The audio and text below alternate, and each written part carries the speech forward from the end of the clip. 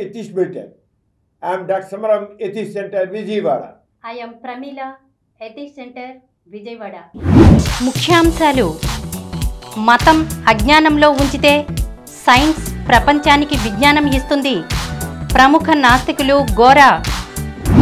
అసమానతలను, అన్యాయాలను, మత దురహంకారాల్ని ఎదిరించలేకపోతే కనీసం ఆ వ్యవస్థను చూసి నవ్వనైనా నవ్వండి. విశ్వవిఖ్యాత హాస్య నటుడు, నాస్తికుడు చార్లీ చాప్లిన్. అదృష్ట సంఖ్యలు ఒట్టి బూటకాలు, సంఖ్యాశాస్త్రం ఒట్టి బూటక శాస్త్రం. డాక్టర్ సమరం. స్త్రీలు అబలలు కాదు, సబలలు. ఆస్తిక ఆచారాలు, సంప్రదాయాలు, సంఖ్యల నుండి స్త్రీ ఎంత త్వరగా విముక్తి పొందుతుందో అంత త్వరగా మహిళా సాధికారత సిద్ధిస్తుంది. నాస్తిక కేంద్రం. నాస్తిక కేంద్రంలో అడ్వాన్స్ సైన్స్ అండ్ టెక్నాలజీకి సంబంధించిన గోరా టెక్నోహబ్ ప్రారంభం. ప్రేక్షకులందరినీ ఆకట్టుకుంటున్న సమరం ఛానల్స్. ముఖ్యాంశాలు చూశారు కదా, ఇక వివరాల్లోకి వెళ్దాం. డాక్టర్ గారు, మతం అజ్ఞానంలో ఉంచితే సైన్స్ ప్రపంచానికి విజ్ఞానాన్ని ఇస్తుంది అని ప్రముఖ నాస్తికులు గోరా గారు చెప్పిన మాటలను కాస్త వివరించండి. నిజమే కదమ్మా, మతం అజ్ఞానాన్ని పంచుతుంది, అజ్ఞానాన్ని ఇస్తుంది. కానీ సైన్స్ మాత్రం ప్రపంచానికి విజ్ఞానాన్ని ఇస్తుంది. దాంట్లో ఎటువంటి సందేహం లేదు. ఈరోజు మనం ఇంత అడ్వాన్స్ అయ్యామంటే, మన సివిలైజేషన్ ఎంత అడ్వాన్స్ అయిందంటే, మనందరూ ఇంత హాయిగా ఉన్నామంటే, ఇన్ని సౌకర్యాలు వచ్చాయంటే కేవలం సైన్స్ వల్లే. నువ్వు తీసుకున్నట్లయితే గత 100 సంవత్సరాల్లో మన ఊహకు అందనంత ఇదిగా సైన్స్ ప్రతిష్టాయిస్తాను. ఇప్పుడు తీసుకున్నట్లయితే ఆర్టిఫిషియల్ ఇంటెలిజెన్స్ అంటున్నాం, ఏజీ అంటున్నాం, రోబోట్ టెక్నాలజీ అంటున్నాం, డ్రోన్స్ అంటున్నాము, రాకెట్స్ అంటున్నాము, స్పేస్ టెక్నాలజీ అంటున్నాము, ఈ క్లోనింగ్ అంటున్నాము, జెనెటిక్ ఇంజనీరింగ్ అంటున్నాము, వాట్ నాట్, ఎవ్రీ ఫీల్డ్. అది ఇంజనీరింగ్ కావచ్చు, మెడిసిన్ కావచ్చు, టేక్ ఇట్ ఎనీథింగ్. ప్రతి ఫీల్డ్లో సైన్స్ చెప్పలేనంత అడ్వాన్స్ అయ్యింది. కేవలం ఈ 50 సంవత్సరాల్లోనే కేవలం 200-300 శతాబ్దాల నుంచి సైన్స్, ముఖ్యంగా 1600 శతాబ్దం నుంచి సైన్స్. 16వ శతాబ్దం అంటే ఎంత ఇప్పటికి? కేవలం 500 శతాబ్దాలు. 5 శతాబ్దాల్లో క్రితం దీనికి అసలు పునాది పడింది. గెలీలియో టెలిస్కోప్ కనిపెట్టడంతో పునాది పడింది. సైంటిఫిక్ టెక్నాలజీ, సైన్స్కి సైంటిఫిక్ టెక్నాలజీకి పడాలి. ఇప్పుడు ఆర్యభట్ట అన్నవాడు చెప్పాడు, మనకి సుప్పరూపం చెప్పాడు, ఇవి జరిగిన కొద్ది జరిగాయి. అలాగే పాశ్చాత్య దేశాలు కొంత జరిగింది. కానీ చాలా కొద్దిగా అవన్నీ మతం అణిచిపారేసి. అంచేత మతం ఇంతకాలం దాదాపు 500 సంవత్సరాల క్రితం వరకు మతమే రాజ్యం ఏలింది. మత గ్రంథాలు ఏమి చెప్తే అదే పాటించాలి, అదే సత్యం. మత గ్రంథాలు చెప్పిందే సత్యం. ఆ సత్యం ఎవరు చెప్పారు? దేవుడు చెప్పాడు, లేదా దేవదూతలు చెప్పారు. దేవుడి వాక్యం ఎప్పుడు సత్యమే. మరి అలా ఉంటుంది. ఇది ప్రజలు కాదు, అలా బుర్రలను చెడగొట్టింది ఈ మతం. మతంలో ఉన్న విషయాలను ఎవరు చెప్పారు? దేవుడు చెప్పినవి మతంలో మార్చబడ్డాయి. దేవదూతలు చెప్పింది మతంలో మార్చబడ్డాయి. దేవుడి ప్రతినిధులు చెప్పినవి మతంలో మార్చబడ్డాయి. అది మతం అంటే. మతం అంటే దేవుడితో వ్యతిరేకం కాదు, దైవ కేంద్రం. మతానికి ఏది కేంద్రం? దైవం కేంద్రం, దైవ కేంద్ర సిద్ధాంతం మతం. దేవుడితోనే లింక్ పడి ఉంది, ప్రతి ఒక్కటి దేవుడితో లింక్ పడి ఉంది. అలా సాగింది శతాబ్దాల పాటు. అలాగ మన నాగరికత అలా ఏం పెరిగింది? ఏమీ లేదు. అలా మనుషుల్లో అతి కట్టిక దారిద్ర్యంలో ఉన్నారు. కేవలం మనం చూసినట్లయితే 100-200 శతాబ్దాలు ఎప్పుడైతే సైన్స్ పురోగతి సాధించిందో మనుషులు రోగాల నుంచి బయటపడ్డాడు, మనిషి రకరకాల బాధలు బయటపడ్డాడు. రకరకాల బాధలు వచ్చి కనీసం టెక్నాలజీ డెవలప్ అయింది, దాంతో కొంచెం సౌకర్యాలు వచ్చాయి. అంతమంది ఏముంది? ఓహో మతం గొప్పది, దైవ మాటలు సంకలు గుర్తారు. కానీ కనీసం ఒక్కసారైనా వెళ్తారు. ఇప్పుడు చూసినట్టయితే ఈ మతానికి సంబంధించి ప్రచారకులంతా దేని ఉపయోగిస్తున్నారు? సైన్స్ ఏదైతే అడ్వాన్స్ అయిందో దాని ఉపయోగించి వీళ్ళు ప్రచారాలు చేసుకుంటున్నారు. అంతకుముందు ఏమైనా ఉందా వీళ్ళకి? వీళ్ళు ప్రచార సాధనాలు ఏవి? సైన్స్ ద్వారా వచ్చినవే. ఆ సైన్స్ని అణిచివేసింది మతం. ఆ సైన్స్ అణిచివేసింది ఇంతకాలం. తర్వాత సాటలు సాక్క తోక ముడుస్తూ వస్తుంది మతం. అయినా ఇంకా మూఢత్వం. జనాన్ని ఇంకా మతంలో చెప్పిందే నిజం, మతం చెప్పిన నమ్మాలి, మతం సత్యం, మతం చెప్పిన ఏదైనా విషయం నిజాలే నిజాలే నిజాలే అనేటి అరంగా బుర్రలు చెడగొట్టింది మతం, బుర్రలు చెడగొట్టింది. అంచేత మత గ్రంథాల్లో చెప్పిన వాటిని జనం నిజాలు అనుకోవడం, జీవిత సత్యాలు అనుకోవడం, అలా వాటికి 100% నిజాలు అనుకోవడం అలా జరుగుతూ వచ్చింది. కానీ మతం మనుషుల్ని మూఢులుగా మూర్ఖులుగా తయారు చేసింది. వాళ్ళు అనుకుంటారే వీళ్ళందరూ మతానికి ఫాలోయర్స్, మతాలంబరకులు, ఫాలోయర్స్, దేవునికి సన్నిహితులు, దేవుణ్ణి అనుసరించేవాళ్ళు, దేవుని యొక్క మాటలని పాటించేవాళ్ళు అని ఊరికి వాళ్ళందరినీ పొగిడి వాళ్ళందరినీ బొట్లు వేసుకుని వాళ్ళ పబ్బం కూడా గడుపుకున్నారు. వీళ్ళందరూ మూర్ఖంగా వచ్చి మూడుతుంది. మతంలో చెప్పిందే నిజం అన్నట్లుగా చేశారు. కానీ ఏ కాదు, ఏరగా కూడా. అంచేత ఇంకా పైగా మతం ఏం చేసింది? దేన్ని ప్రశ్నించకూడదు. ఇది ఎలా వచ్చింది? దేవుడు సృష్టించాడు. అది అలా ఎందుకు జరిగింది? దేవుడు చేశాడు. దేవుడు. అందుకే ఎందుకు, ఏమిటి, ఎలా అనే దానికి సమాధానం అన్నిటికీ ఏంటంటే దేవుడు. ఎందుకు ఇలా జరిగింది? దేవుడు అలా చేశాడు. ఎందుకు ఇలా ఉంది? దేవుడు ఇలా చేశాడు. అంత ఆన్సర్ దేవుడు. దైవకేంద్రం అనేది మతం. సైన్స్ ఏముంటుంది? ఎందుకు, ఏమిటి, ఎలా నిగ్గు తేల్చి సత్యం. ఎందుకు ఇలా జరిగింది? ఎల్లొచ్చి కారణానికి వెళ్ళు, తెలుసుకో ఎలా జరుగుతోంది, కారణం సైన్స్ చెప్తుంది. కానీ సాగనిచ్చిందా మతం? అలా ఆలోచన ఇచ్చిందా? మనుషుల్ని మూఢులుగా ఉంచింది, మూర్ఖంగా ఉంచింది. అంటే మతం వల్ల ఏమనకూడదు. మనుషులు మాత్రం మూర్ఖం. కానీ 16వ శతాబ్దం వచ్చాడు కల్లా మరి అంతవరకు 16వ శతాబ్దం వరకు అందరూ ఏమనుకున్నారు? భూమి బలపరుపుగా ఉంది అని అనుకున్నారు. ఇంకోటి ఏంటనుకున్నారు?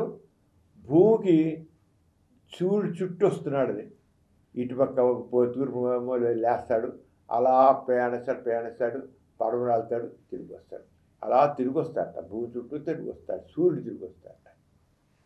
16వ శతాబ్దం వరకు కొపర్నికస్ ఏం చేశాడంటే, కాదు, భూమి చుట్టూ సూర్యుడు తిరగట్లేదు, భూమే సూర్యుడి చుట్టూ తిరుగుతోంది, భూమే సూర్యుడి చుట్టూ తిరుగుతుంది. భూమి గుండ్రంగా ఉంది, బలపరిపోయే లేదు, గుండ్రంగా ఉంది. భూమి గుండ్రంగా ఉంది. ఇంకోటి, భూమి తన చుట్టూ తిరుగుతూ సూర్యుడి చుట్టూ తిరుగుతుంది అని కొపర్నికస్ చెప్పాడు. కానీ కొపర్నికస్ కూడా ఆయన అప్పుడు కూడా మొదట్లో చాలా జిజ్ఞాస ఉన్న మనిషి. అంచేత ఒక పక్కేమో ఎందుకు ఏమిటి విషయం. కానీ వాళ్ళ వంశపారంపర్యంగా అందరూ కూడా బిషప్లే, మత ప్రచారకులే. ఈయన కూడా మత ప్రచారకుడే. కొపర్నికస్ కూడా విచిత్రం అంటే మత ప్రచారకుడే. కానీ ఎంత మత ప్రచారకుడు అయినప్పుడు కూడా కొపర్నికస్ ఎందుకు, ఏమిటి, ఎలా అని జిజ్ఞాసన మాత్రం తొలిగింది. దాంతో భూమి గుండ్రంగా ఉంది, సూర్యుని చుట్టూతా భూమి తిరుగుతాం, కానీ భూమిని చుట్టి సూర్యుడు రావటం లేదు అని మాత్రం ఎలా చెప్పాడు? కొపర్నికస్ పేరుతో చెప్పాలా, ఇంకోటి పేరుతో చెప్పాడు. ఎందుకని? మరి మత ప్రచారకుడు ఉన్నాడు. మరి బైబిల్ ఏం రాసింది? భూమిని సూర్యుడు చుట్టి వస్తున్నాడు, భూమిని సూర్యుడు చుట్టి వస్తున్నాడు అని బైబిల్లో రాసింది. మరి ఆయన మత ప్రచారంలో అదే చెప్తున్నాడు, బైబిల్ ప్రకారం అదే చెప్తున్నాడు. అలాంటి ఎలా కుదురుతుంది? దాంతో అది చెప్పడం లేదు. కానీ చివరికి తెగించి చెప్పాడు కల్లా చివరికి చెప్పాడు అక్కడ చివరి నాన్న గోలైపోయి బైబిల్లో లేని దాన్ని నువ్వు చెప్పడానికి వీలు లేదు అని. అలాగే మరి హిందూ గ్రంథాల్లో కూడా సూర్యుడు రథం ఎక్కి మన రథం ఎక్కుతాం కదా, సూర్య రథం అన్నాడు. తర్వాత సూర్య భగవాన్ అన్నారు. అక్కడ కూడా సూర్యుడు చేసి ఒక మండుతున్న నక్షత్రం, అంతే అక్కడ కూడా అలా చెప్పారు. అంచేత ఈ రంగా చూస్తుంటే చివరికి కొప్పర్నికస్ అయిపోయిన తర్వాత ఇక బ్రూనో వచ్చి గట్టిగా పరిచాడు, సూర్యుడు చుట్టూతా భూమి తిరుగుతుంది, అందుకని భూమి చుట్టూతా సూర్యుడు కాదు,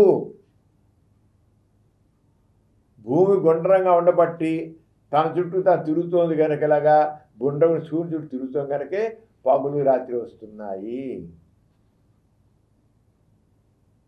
దీర్ఘవృత్తాకారంగా తిరుగుతోంది భూమి అని భూమి చెప్పాడు. బైబిల్లో ఉన్నారు వ్యతిరేకంగా మాట్లాడతావు. బైబిల్ ఏం చెప్పింది?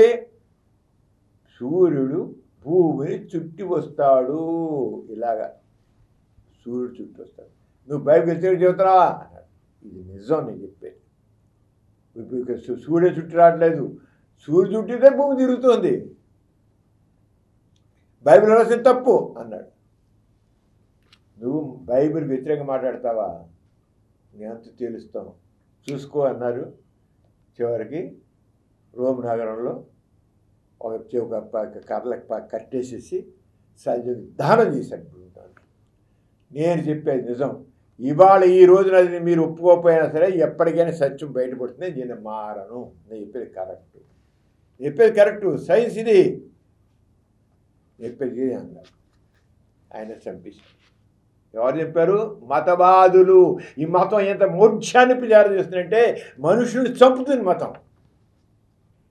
సైన్స్ మనుషుల్ని బతికిస్తుంది, మతం మనుషుల్ని చంపుతుంది. సైన్స్ మనుషులు విజ్ఞానం చేస్తుంది, మతం మనుషుల్ని మూఢులుగా ఉంచుతుంది, మూర్ఖులుగా ఉంచుతుంది. ఘోరంగా అదే చెప్పింది. మతం అజ్ఞానాన్ని పెంచుతుంది, సైన్స్ జ్ఞానాన్ని పెంచుతుంది. ఆ తర్వాత గెలీలే వచ్చాడు, కొప్పరికేసి చెప్పాడు, బ్రూన్ అయిపోయాడు. కొప్పరికి అంతా కొద్ది 100 సంవత్సరాలు తేడాలు ఇదంతా భూలోకి వచ్చాడు. కొప్పరికి చెప్పింది నిజం, కరెక్టు, బ్రూన్ చెప్పింది కరెక్టు. మీ మతవాదుల బుర్రలు లేకుండా వీళ్ళందరినీ మీరు పాడు చేశారు. కొప్పరికేసి అలా చేశారు, బ్రూన్ చదివి దహనం చేశారు. టెలిస్కోప్ కనిపెట్టాడు. టెలిస్కోప్ కనిపెట్టి ఆ టెలిస్కోప్లో విశ్వాన్ని చూపించగలిగాడు. ఇదిగో చంద్రుడు, ఇదిగో జూపిటర్, ఇదిగో జూపిటర్ చూడు చంద్రుడు, ఎన్నున్నాయి చూడండి చంద్రుడు. మా భూమికి ఒకటే చంద్రుడు, ఎగిరి చుట్టూ 10 చంద్రులు ఉన్నాయి, 100 చంద్రులు ఉన్నాయి అని చెప్పేసి ఒక గ్రహం మామూలుగా బైబిల్ ప్రకారం 7 గ్రహాలే ఉన్నాయి. 7 గ్రహాలు కదా, 7 ఉన్నాయి అంతే.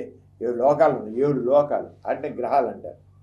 7 గ్రహాలు మనం ఏది అన్నామో వాడు 7 లోకాలు అంటారు బైబిల్లో. 7 లోకాలు.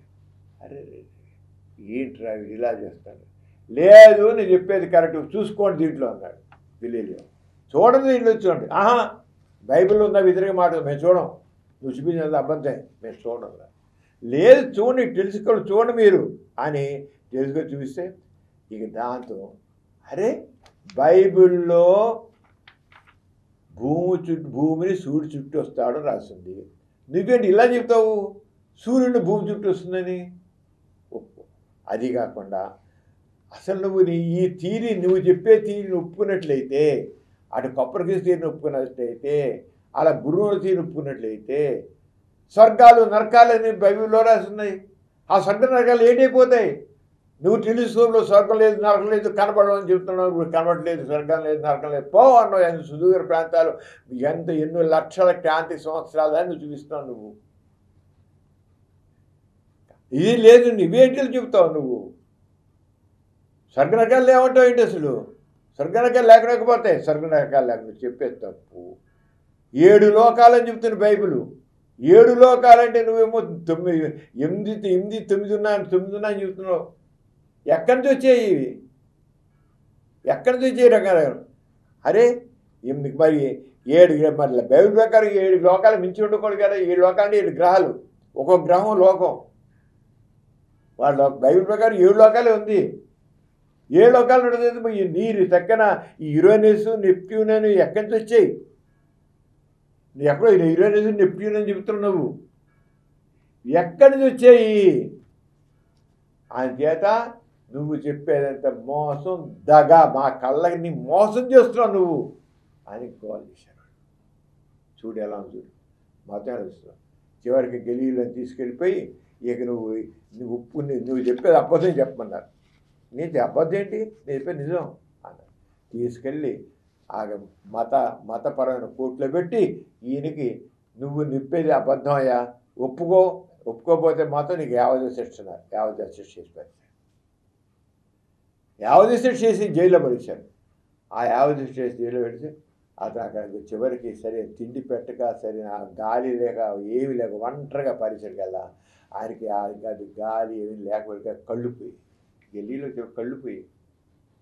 అయినా సరే నేను ఈరోజు చెప్పేది నిజం, టెలిస్కోప్లోని చూపించేది నిజం, సైన్స్ చెప్పేది నిజం, మతం చెప్పేది అబద్ధం, ఎప్పటికైనా చూద్దుని పొండి అన్నాడు. సైన్స్ అంటే అది సైన్స్ విజ్ఞానం అయితే కాదన్నాడు. అరే బైబిల్లో లేదు, నువ్వు ఎలాగే అంటారు వాళ్ళు, లేదు అంటారు. చివరికి ఇంకా ఏమన్నా వీళ్ళంతా అంటే మరి ఏంటయ్యా జాషువా సూర్యుడిని ఆపాడంటారు కదా, ఆపాడు రాసింది కదా బైబిల్లో. సూర్యుడు అంట జాషువా అంటే సూర్యుడిని ఆపేసేట, కదులుతుంటే చుట్టూ వస్తుంటే ఇలా ఆపేసేట రాసింది కదా. నువ్వేంటి ఇలా చెబుతావు సూర్యుడు ఎక్కడ ఉన్నాడని భూమి చూపుతుంది, బైబిల్లో చెప్పిన వ్యతిరేక మాట్లాడుతాడు అంటే ఏ లేదంత ట్రాష్ అన్నాడు. ఒకటి ట్రాష్ అంటే అంత అబద్ధం, ఒకటి ఏ లేర్పో అన్నాడు. అంతే. బ్రూన్ అయితే తగలబెట్టారు, ఇతనైతే గలీలో అయితే జైల్లో పెట్టారు. మతం అది మతం యొక్క మౌఢ్యం. తర్వాత అక్కడి చేసి అక్కడి బోలోనా అనే ఆర్చ్ బిషప్ 1614లో ఏం చేశారంటే, బోలోనా ఆర్చ్ బిషప్ 1614లో అతను ఉన్న చర్చిలో ఈ విధంగా ఉపయోగించాడు. ఓ గెలీలియో మనుషులారా, గెలీలియో కూడా సామెత మళ్ళీ అప్పటికే కొప్పర్నికస్కి ఫాలోవర్స్ తయారయ్యారు, బ్రూనోకి తయారయ్యారు. అంతేదా ఓ గెలీలియో మనుషులారా, మీరు ఆకాశం ఎందుకు చూస్తున్నారు?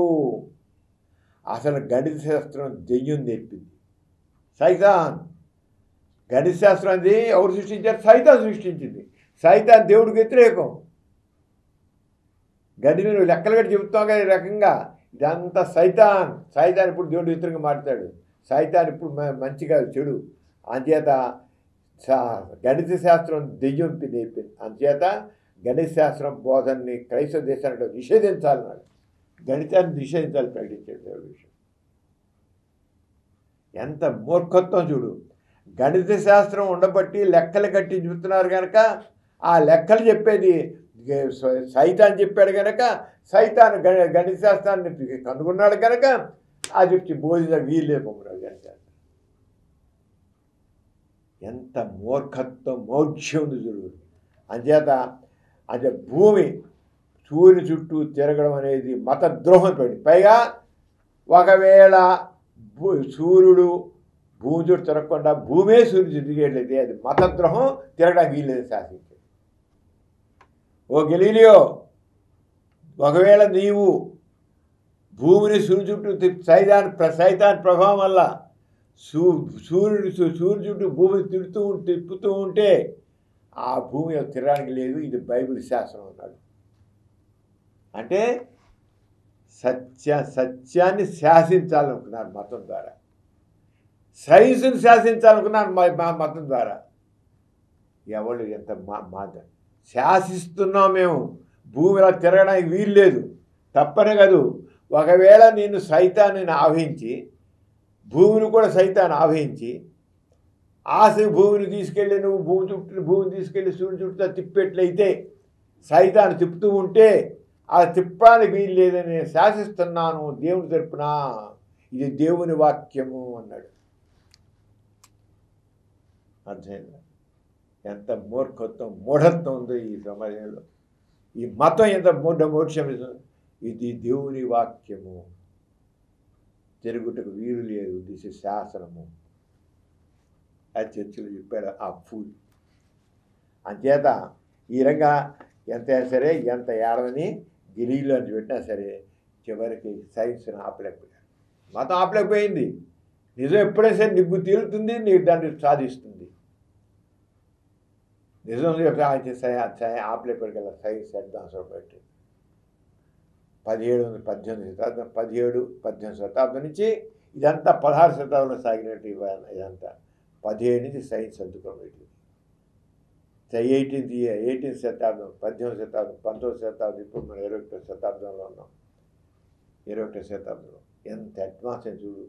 ఎన్ని సైంటిస్టులు ఎంత కష్టాలు పడితే, ఎంత ప్రాణత్యాగం చేస్తే, ఎంత ఇచ్చేస్తే, ఎంత ప్రాణాలకి తెగిస్తే, మత మోక్షాన్ని ఎత్తిరించడానికి ప్రాణాలను కూడా వదిలిపెట్టడానికి రెడీ అయిపోయి చేస్తే ఈరోజు మనం ఎంజాయ్ చేస్తాం. ఇప్పటికీ నువ్వు వెళ్ళి కుంభమేళాలో ఆ మురికి నీళ్ళ గంగలు మునుగు, నీకు పుణ్యం వస్తుంది, 7 జన్మల పాపాలు పుట్టుకుపోతాయని చెప్తుంటే విని మూర్ఖులు వెళ్ళి ఆ గంగలో మునిగొచ్చే మనుషులు. అంటే మనుషుల్ని ఈ రోజుకి మతం మనుషుల్ని మూఢులుగా ఉంచుతుంది ఈ రోజుకి. అలాగే మతాన్ని ప్రచారం చేసేటి ఆ రకరకాల మనుష్యులు, ఆ ఛాందసవాదులు, మా సనాతన ధర్మం, మా సనాతన ధర్మంలో చెప్పిందే నిజం, అదే సత్యం అనేటి మనుషులు ఇప్పటికీ ఉన్నారు. అంటే వాళ్ళు ఆలోచించలేరు, ఆలోచించే మనుషుల్ని అణిచివేయడానికి ప్రయత్నం చేస్తారు, కానీ అది జరిగేది కాదు. శ్రీశ్రీ అంటారు, జగన్నాథ రథ చక్రాల కింద పెరిగిపోతారు, నరిగిపోతారని. ఈ మూర్ఖులందరూ ఎప్పటికైనా సరే అలాగే పోతారు. అంచేత బైబిల్లో పైగా వాళ్ళు అంటారు, మతవాదులు, బైబిల్లో అబద్ధం ఉండడం అసంభవం, దానిలో ఉండేంత సత్యమే. బైబిల్లో అబద్ధం ఉండడం అసంభవం, బైబిల్ చెప్తే సత్యమే, దాంట్లో ఉండేదంతా సత్యమే. మనుషుల్ని ఎంత మోసం నమ్ము, దాని చెప్పి నిజమే, నువ్వే ఆలోచించు, నో సెకండ్ థాట్. మన మత గ్రంథాలంటే కూడా మనం పాటించిన మతాచారాలు సాంప్రదాయాలు ప్రశ్నించవద్దు. చెయ్యి మనుషులు వెళ్ళిపోయి లోకాలు పరలోకాలు చనిపోయిన వాళ్ళకి తజ్ఞాలు పెట్టేవాళ్ళు, వీళ్ళు ఇచ్చేవాళ్ళు, అర్పణ చేసేవాళ్ళు, కాకులకి పెట్టేవాళ్ళు, ఏంటి ప్రశ్నించకూడదు. మత గ్రంథాలు చెప్పింది నిజమే. అది ఇప్పటికీ మన నిత్య జీవితంలో ఎన్ని చూస్తున్నాం అసంబద్ధమైన విషయాలు, అర్థంపరచని విషయాలు. నిత్య జీవితంలో మనం ఆలోచిస్తే చూసేవన్నీ కూడా ఎంత అసంబద్ధమైనది. అంటే కారణం ఎక్కడి నుంచి వచ్చింది? మత సంప్రదాయాలు, మతాచారాలు, వాటి వల్ల నిత్య జీవితంలో ఈ మంచి రోజులు, చెడ్డ రోజులు, ముహూర్తాలు, శుభగడియలు, అశుభగడియలు, వర్జ్యం, వారం, తిథి, నక్షత్రం ఏంటి? ప్రతి మతంలో కూడా ఈ రకమైన, అది హిందూ మతం కావచ్చు, మహమ్మదీ మతం కావచ్చు, హిందూ మతం కాదు. మతం అనేది మనిషిని అజ్ఞానంలో ఉంచుతుంది. మన భారతదేశంలో హిందువులు ఎక్కువ ఉన్నారు కనుక, హిందువులకు 80% హిందువులు ఉన్నారు కనుక మనకు ఎక్కువ మంది హిందువులు కనబడుతున్నారు. అదే నువ్వు ఇరాను, ఇరాకు, దుబాయ్ అటుపక్క వెళితే నీకంతా అటుపక్క సౌదీ అరేబియా అటుపక్క వెళితే ముస్లిమ్స్ ఉంటారు. అదే అమెరికా, ఇంగ్లాండు, ఆఫ్రికా వెళితే క్రిస్టియన్స్ ఉంటారు. అన్ని చోట్ల ఈ రకంగా ఏ చోట మన భారతదేశంలో హిందువులు ఎక్కువ ఉన్నారు కనుక మనం ఎక్కువ హిందువులకు సంబంధించి చెప్పాల్సి వస్తుంది. ఎక్కువ ఎందుకంటే 80% హిందువులు ఉన్నారు అంట. అదే మామూలుగా మా ముస్లిమ్స్ మాకున్నట్టు వాళ్ళు మాట్లాడతారు. అక్కడ ఎలా అయితే మనకి మన దేశాల్లో 16వ శతాబ్దం ముందు మతం ఎలా అయితే మనుషులు బ్రూనో లాంటిలాగా అలా ఎంతమందిని హింసించిందో ఆ రంగానే నీకు ఇప్పటికీ మహమ్మదీయ దేశాల్లో కంట్రీస్లో ఖురాన్ వ్యతిరేకంగా మాట్లాడితే ఇప్పటికీ ఖురాన్లో చెప్పిన సాంప్రదాయాలకి ఆచారాలకి వ్యతిరేకంగా మాట్లాడితే ఇప్పటికి కూడా బుర్కా వ్యతిరేకంగా ఆడవాళ్ళు చేస్తే మన ఇరాక్లో చంపి పారేశారు. బుర్కా వేసుకోము, మేము అందరూ ఆ స్త్రీలు లాగే ఇతర స్త్రీలు లాగే మేము ఉంటామంటే చంపి పారేశారు మందరాజు. అంటే ఇప్పటికీ నీకు ఈ మతం అనేది మౌఢ్యం ఎంత ఇదిగా ఉందో అర్థమవుతుంది నీకు. అసలు ఏమిటి ఇదంతా అంటే మనిషిని ఏ రంగం వచ్చిందో అర్థమవుతుంది. అంచేత దానిలో అలాగే మానవాళి భవిష్యత్తు అంతా కూడా సైన్స్ పరిశోధన మీదే ముడిపడి ఉంది. అప్పుడే భవిష్యత్తు ఉజ్వలంగా అవుతుంది. గోరా గారు అందుకే చెప్పారు. ఏం చెప్పారు గోరా గారు? మతం అజ్ఞానంలో ఉంచుతుంది, సైన్స్ ప్రపంచాన్ని విజ్ఞాన్ని ఇస్తుంది. నాస్తికత్వం అంతా కూడా సైన్స్ ఎందుకు ఏమిటి ప్రశ్నించు, పరిశీలించు, పరీక్షించు. అందుకని గోరా గారు నాస్తికతాన్ని 3 చెప్పారు బేసిక్గా: వాస్తవికత, సంఘదృష్టి, వ్యక్తిత్వం. వాస్తవికత ఏదైనా సరే సత్యం మీద ఉండాలి. ఏ వ్యవహారం అయినా సరే, ఏ మాట అయినా సరే, ఏ చేత అయినా సరే అంతా సత్యం మీద ఉండాలి. సంఘదృష్టి, తోటి మనిషిని గురించి ఆలోచించు. అందరు మనుషులు సమానమే, సామాజిక న్యాయం కావాలి. వ్యక్తిత్వం, మనిషికి చక్కగా అందరికీ సమాన గౌరవం కావాలి, స్వేచ్ఛ కావాలి. నో స్లేవ్ మైండ్, స్వేచ్ఛగా ఆలోచించు, నీలో సృజనాత్మక పైకి తీసుకురా అనేది నా చారంగా. అంచేత అందువల్లే గెలీలియో చేసిన వాళ్ళు కానీ దాని మీదే డార్విన్ పరిణామ సిద్ధాంతం డెవలప్ అయింది. గెలీలియో ఒక రకం చెప్పి గెలీలియో పరిశోధనలు డార్విన్ యొక్క పరిణామ సిద్ధాంతాన్ని సుగమం చేసింది. పరిణామ సిద్ధాంతం ఏకకణ జీవి నుంచి ఈరోజు మానవుని ఉత్పత్తి జరిగింది. పరిణామ క్రమం ఎలా జరిగిందంటే డార్విన్ ఇవల్యూషన్ థియరీ కూడా అలాగే జరిగింది. అంచేత అలాగే సైన్స్ చేత మతం అజ్ఞానాలు ఉంచితే సైన్స్ ప్రపంచాన్ని విజ్ఞానాన్ని ఇస్తుంది అనేది అధ్యారంగా తెలుసుకున్నాం. గోరాగా చెప్పింది 100% నిజం. డాక్టర్ గారు, మన ప్రతి బులెటిన్లో సామాజిక పురోభివృద్ధికి, మానవ కళ్యాణానికి తోడ్పడిన ఒక ప్రముఖ మహనీయుని గురించి చెప్పుకుంటున్నాం కదా, ఈసారి ఎవరి గురించి చెబుతున్నారు? ప్రిమిల, ఈ రోజున చార్లీ చాప్లిన్ గురించి చెప్తాను. నువ్వు అనొచ్చు, చార్లీ చాప్లిన్ కేవలం ఒక పెద్ద కామెడియన్ కదండి, ఆ కమెడియన్కి దీనికి సంబంధం ఏంటండి? చరిత్రను మార్చిన మనుషుల కింద మనం ఎంత చరిత్రనే మార్చిన మనుషుల గురించి చెప్తున్నాం, ఇదేంటండి అని అనొచ్చు. కానీ చరిత్రకి ఒక కొత్త అర్థం చెప్పే వ్యక్తి చార్లీ చాప్లిన్. నిజమే, చార్లీ చాప్లిన్ పేరు చెప్పగానే కడుపుబ్బ నవ్వించే అతని కామెడీ సినిమాలు మా కళ్ళ ముందుకు వెళ్తాయి. నిజంగానే దాని డౌట్ లేదు. హాస్యరసభరితమైన సినిమాలకు మారుపేరే చార్లీ చాప్లిన్. 1/2 శతాబ్దం పాటు అలా మకుటం లేని మహారాజుగా ప్రేక్షకుల హృదయాల్ని ఎంత రంజింపజేశాడంటే ఆకట్టుకున్నాడు. అతని యొక్క ఆధిపత్యాన్ని చెలాయించాడు. ఆధిపత్యం, మకుటం లేని మహారాజు కదా, వాళ్ళ హృదయాల మీద ఆధిపత్యం పెంచాడు. మాకు నువ్వు అని శాసించినట్లు చేశాడు మాట, అంత ఇదిగా చేశాడు.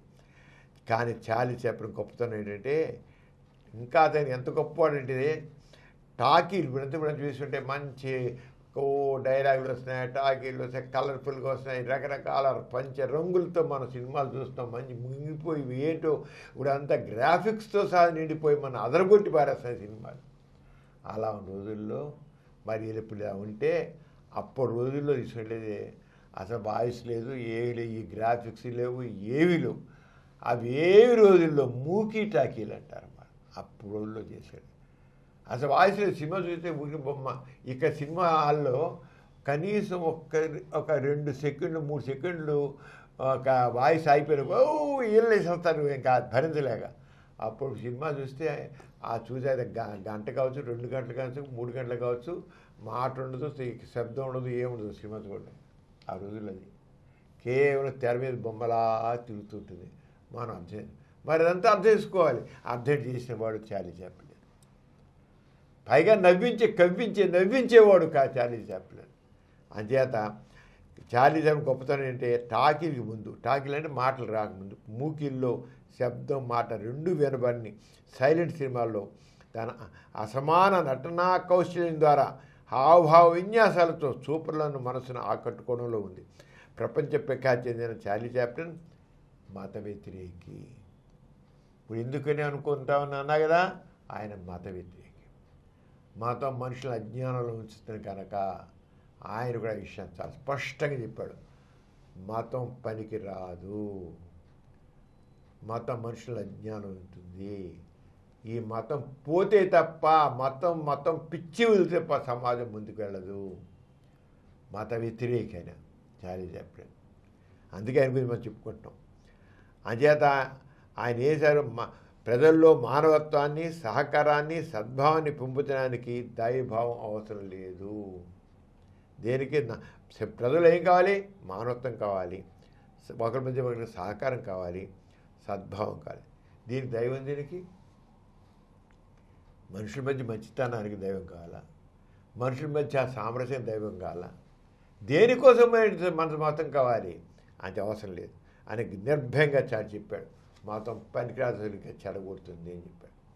ఈయన చెప్పవడం చేత ఆ రంగా చెప్పట్టి మనుషుల మధ్య సద్భావనకి, సామరస్యానికి, మానవత్వానికి మతంతో ప్రమేయం లేదు. మతం అవసరం లేదు, మతం అనవసరం అనేసి గట్టిగా చెప్తే ఈ రకంగా మానవత్వాన్ని కోరినందుకు అతను కమ్యూనిస్ట్ నిర్మించారు. ఆ రోజుల్లో కమ్యూనిస్ట్ అంటే వినాశకారి అని అర్థం. ఎవరైతే సమాజాన్ని వినాశనం చేసేవాళ్ళని కమ్యూనిస్ట్ పేరు పెట్టారు. నిజంగా కమ్యూనిస్టులు చేయలే, సమాజం సామరస్యం కోరారు వాళ్ళు. అయినప్పటికీ వాళ్ళు వినాశకారి అనేవాళ్ళు. కమ్యూనిస్టుల్ని వినాశకారి అంటే అప్పుడున్న దాంట్లో అందులో అమెరికా లాంటి దేశాల్లో క్యాపిటలిస్ట్ సొసైటీలో మరి అందరూ మానవులంతా సమానం, అందరికీ సమానమైన అవకాశాలు కావాలంటే ఆ క్యాపిటలిస్ట్ సొసైటీ ఉన్న చోట వాళ్ళకి ఇలా చెప్తే నచ్చేది కాదు. అందరూ సమానం, అందరికీ సమాన అవకాశాలు కావాలి, అందరూ ఒక్కటే, అందరికీ ఈక్వల్ అయిన ఆపర్చునిటీస్ ఉండాలి అని అంటే వాళ్ళు చెప్పేదంతా వాళ్ళకి తప్పుగా అనిపించేది. అక్కడున్న మనుషులు పెద్ద అధ్యయన వినాశకారి, ఈ సమాజాన్ని నాశనం చేస్తారు కమ్యూనిస్టులు అనేవారు. కానీ సమానత్వాన్ని కోరిందేవారు కమ్యూనిస్టులు.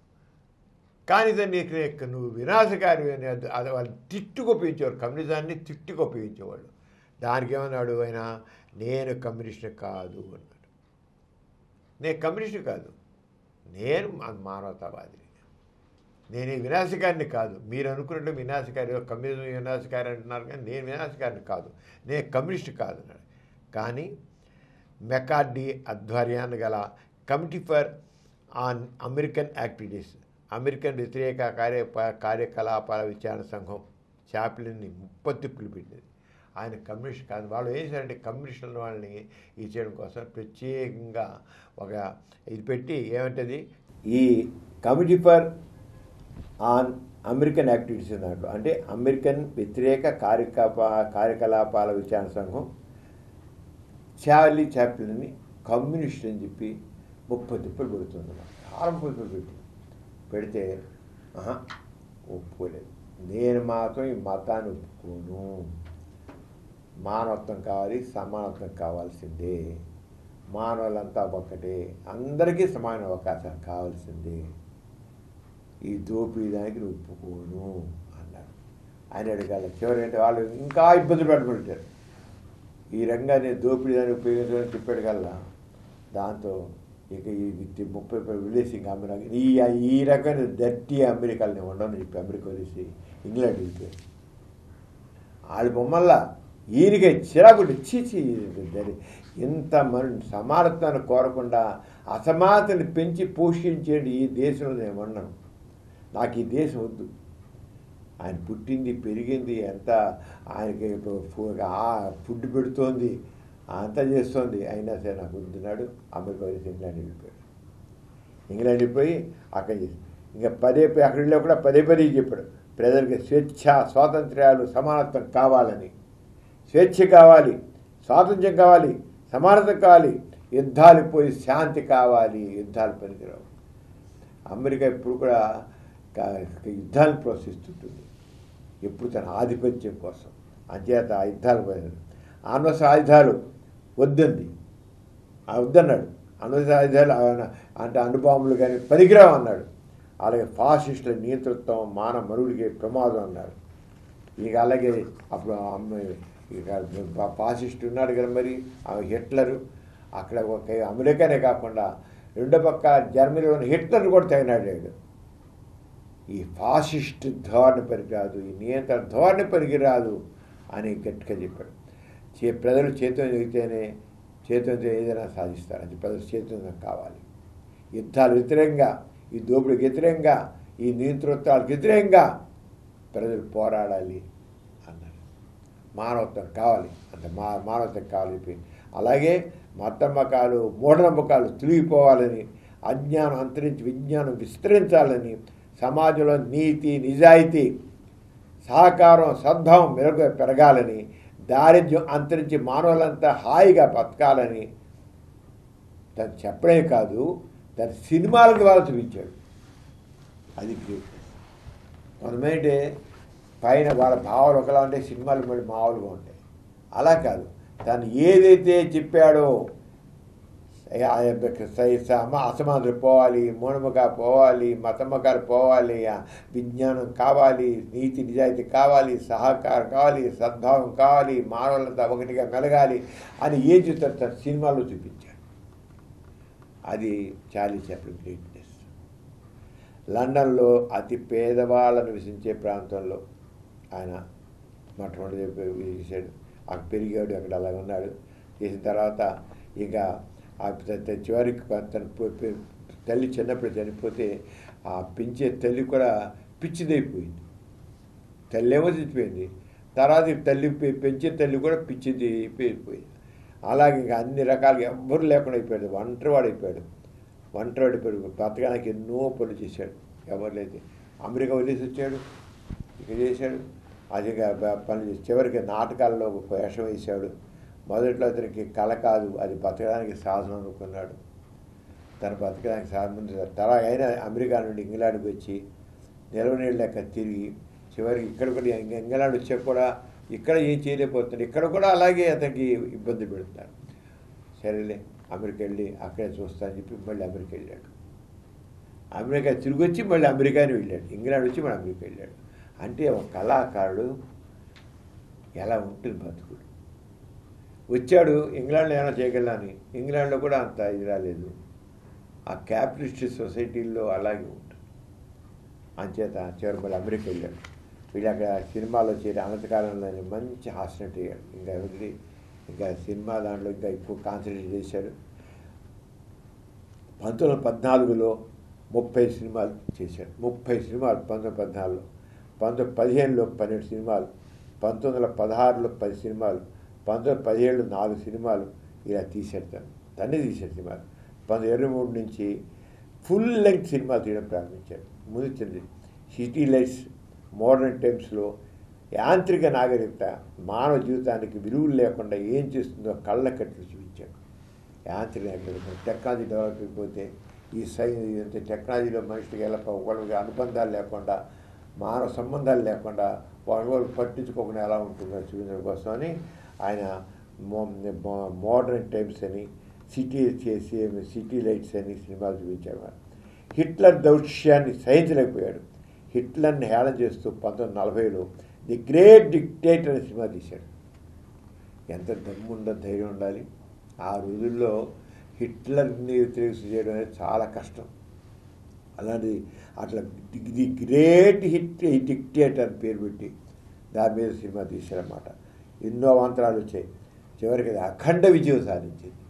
అక్కడ 1947లో మాన్సియర్ వెరిడాక్స్, 1958లో లైమ్ లైట్స్ 1957లో ది కింగ్ టు న్యూయార్క్ గొప్ప విజయం సాధించారు, సినిమాలను సాధించేమాట.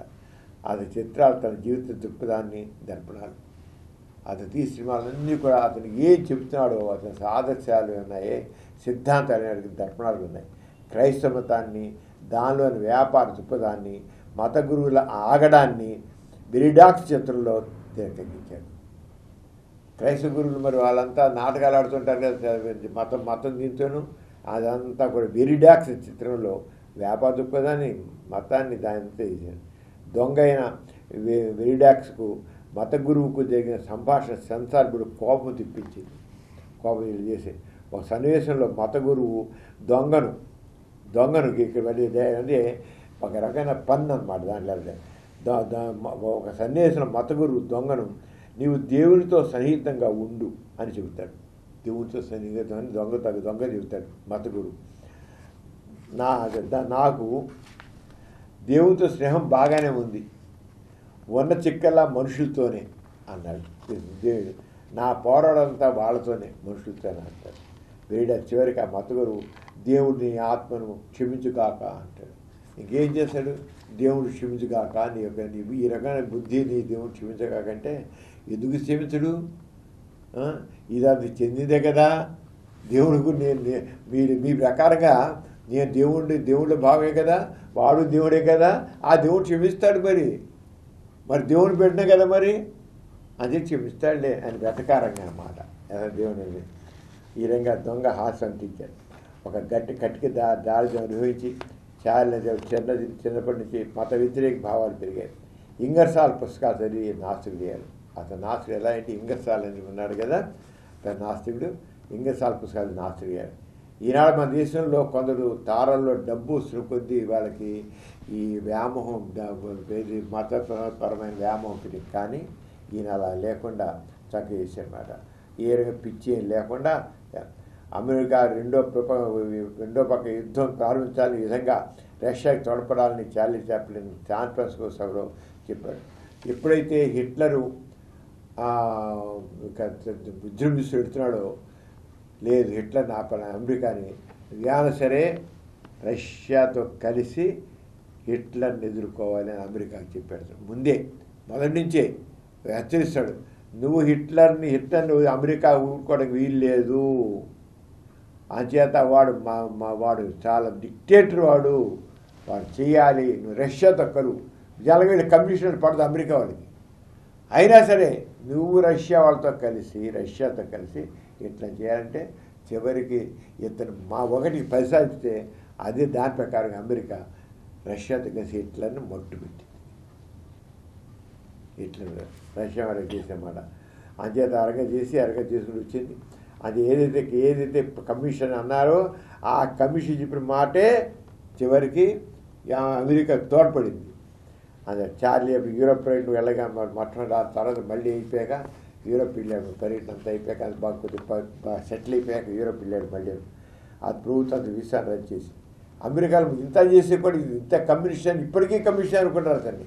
ఎందుకని సమానత్వం కోరతాడు కనుక, నీతిత్వాన్ని వ్యతిరేకిస్తాడు కనుక. ఆ బుద్ధి మాత్రం పోదు క్యాపిటలిస్ట్ సొసైటీలో.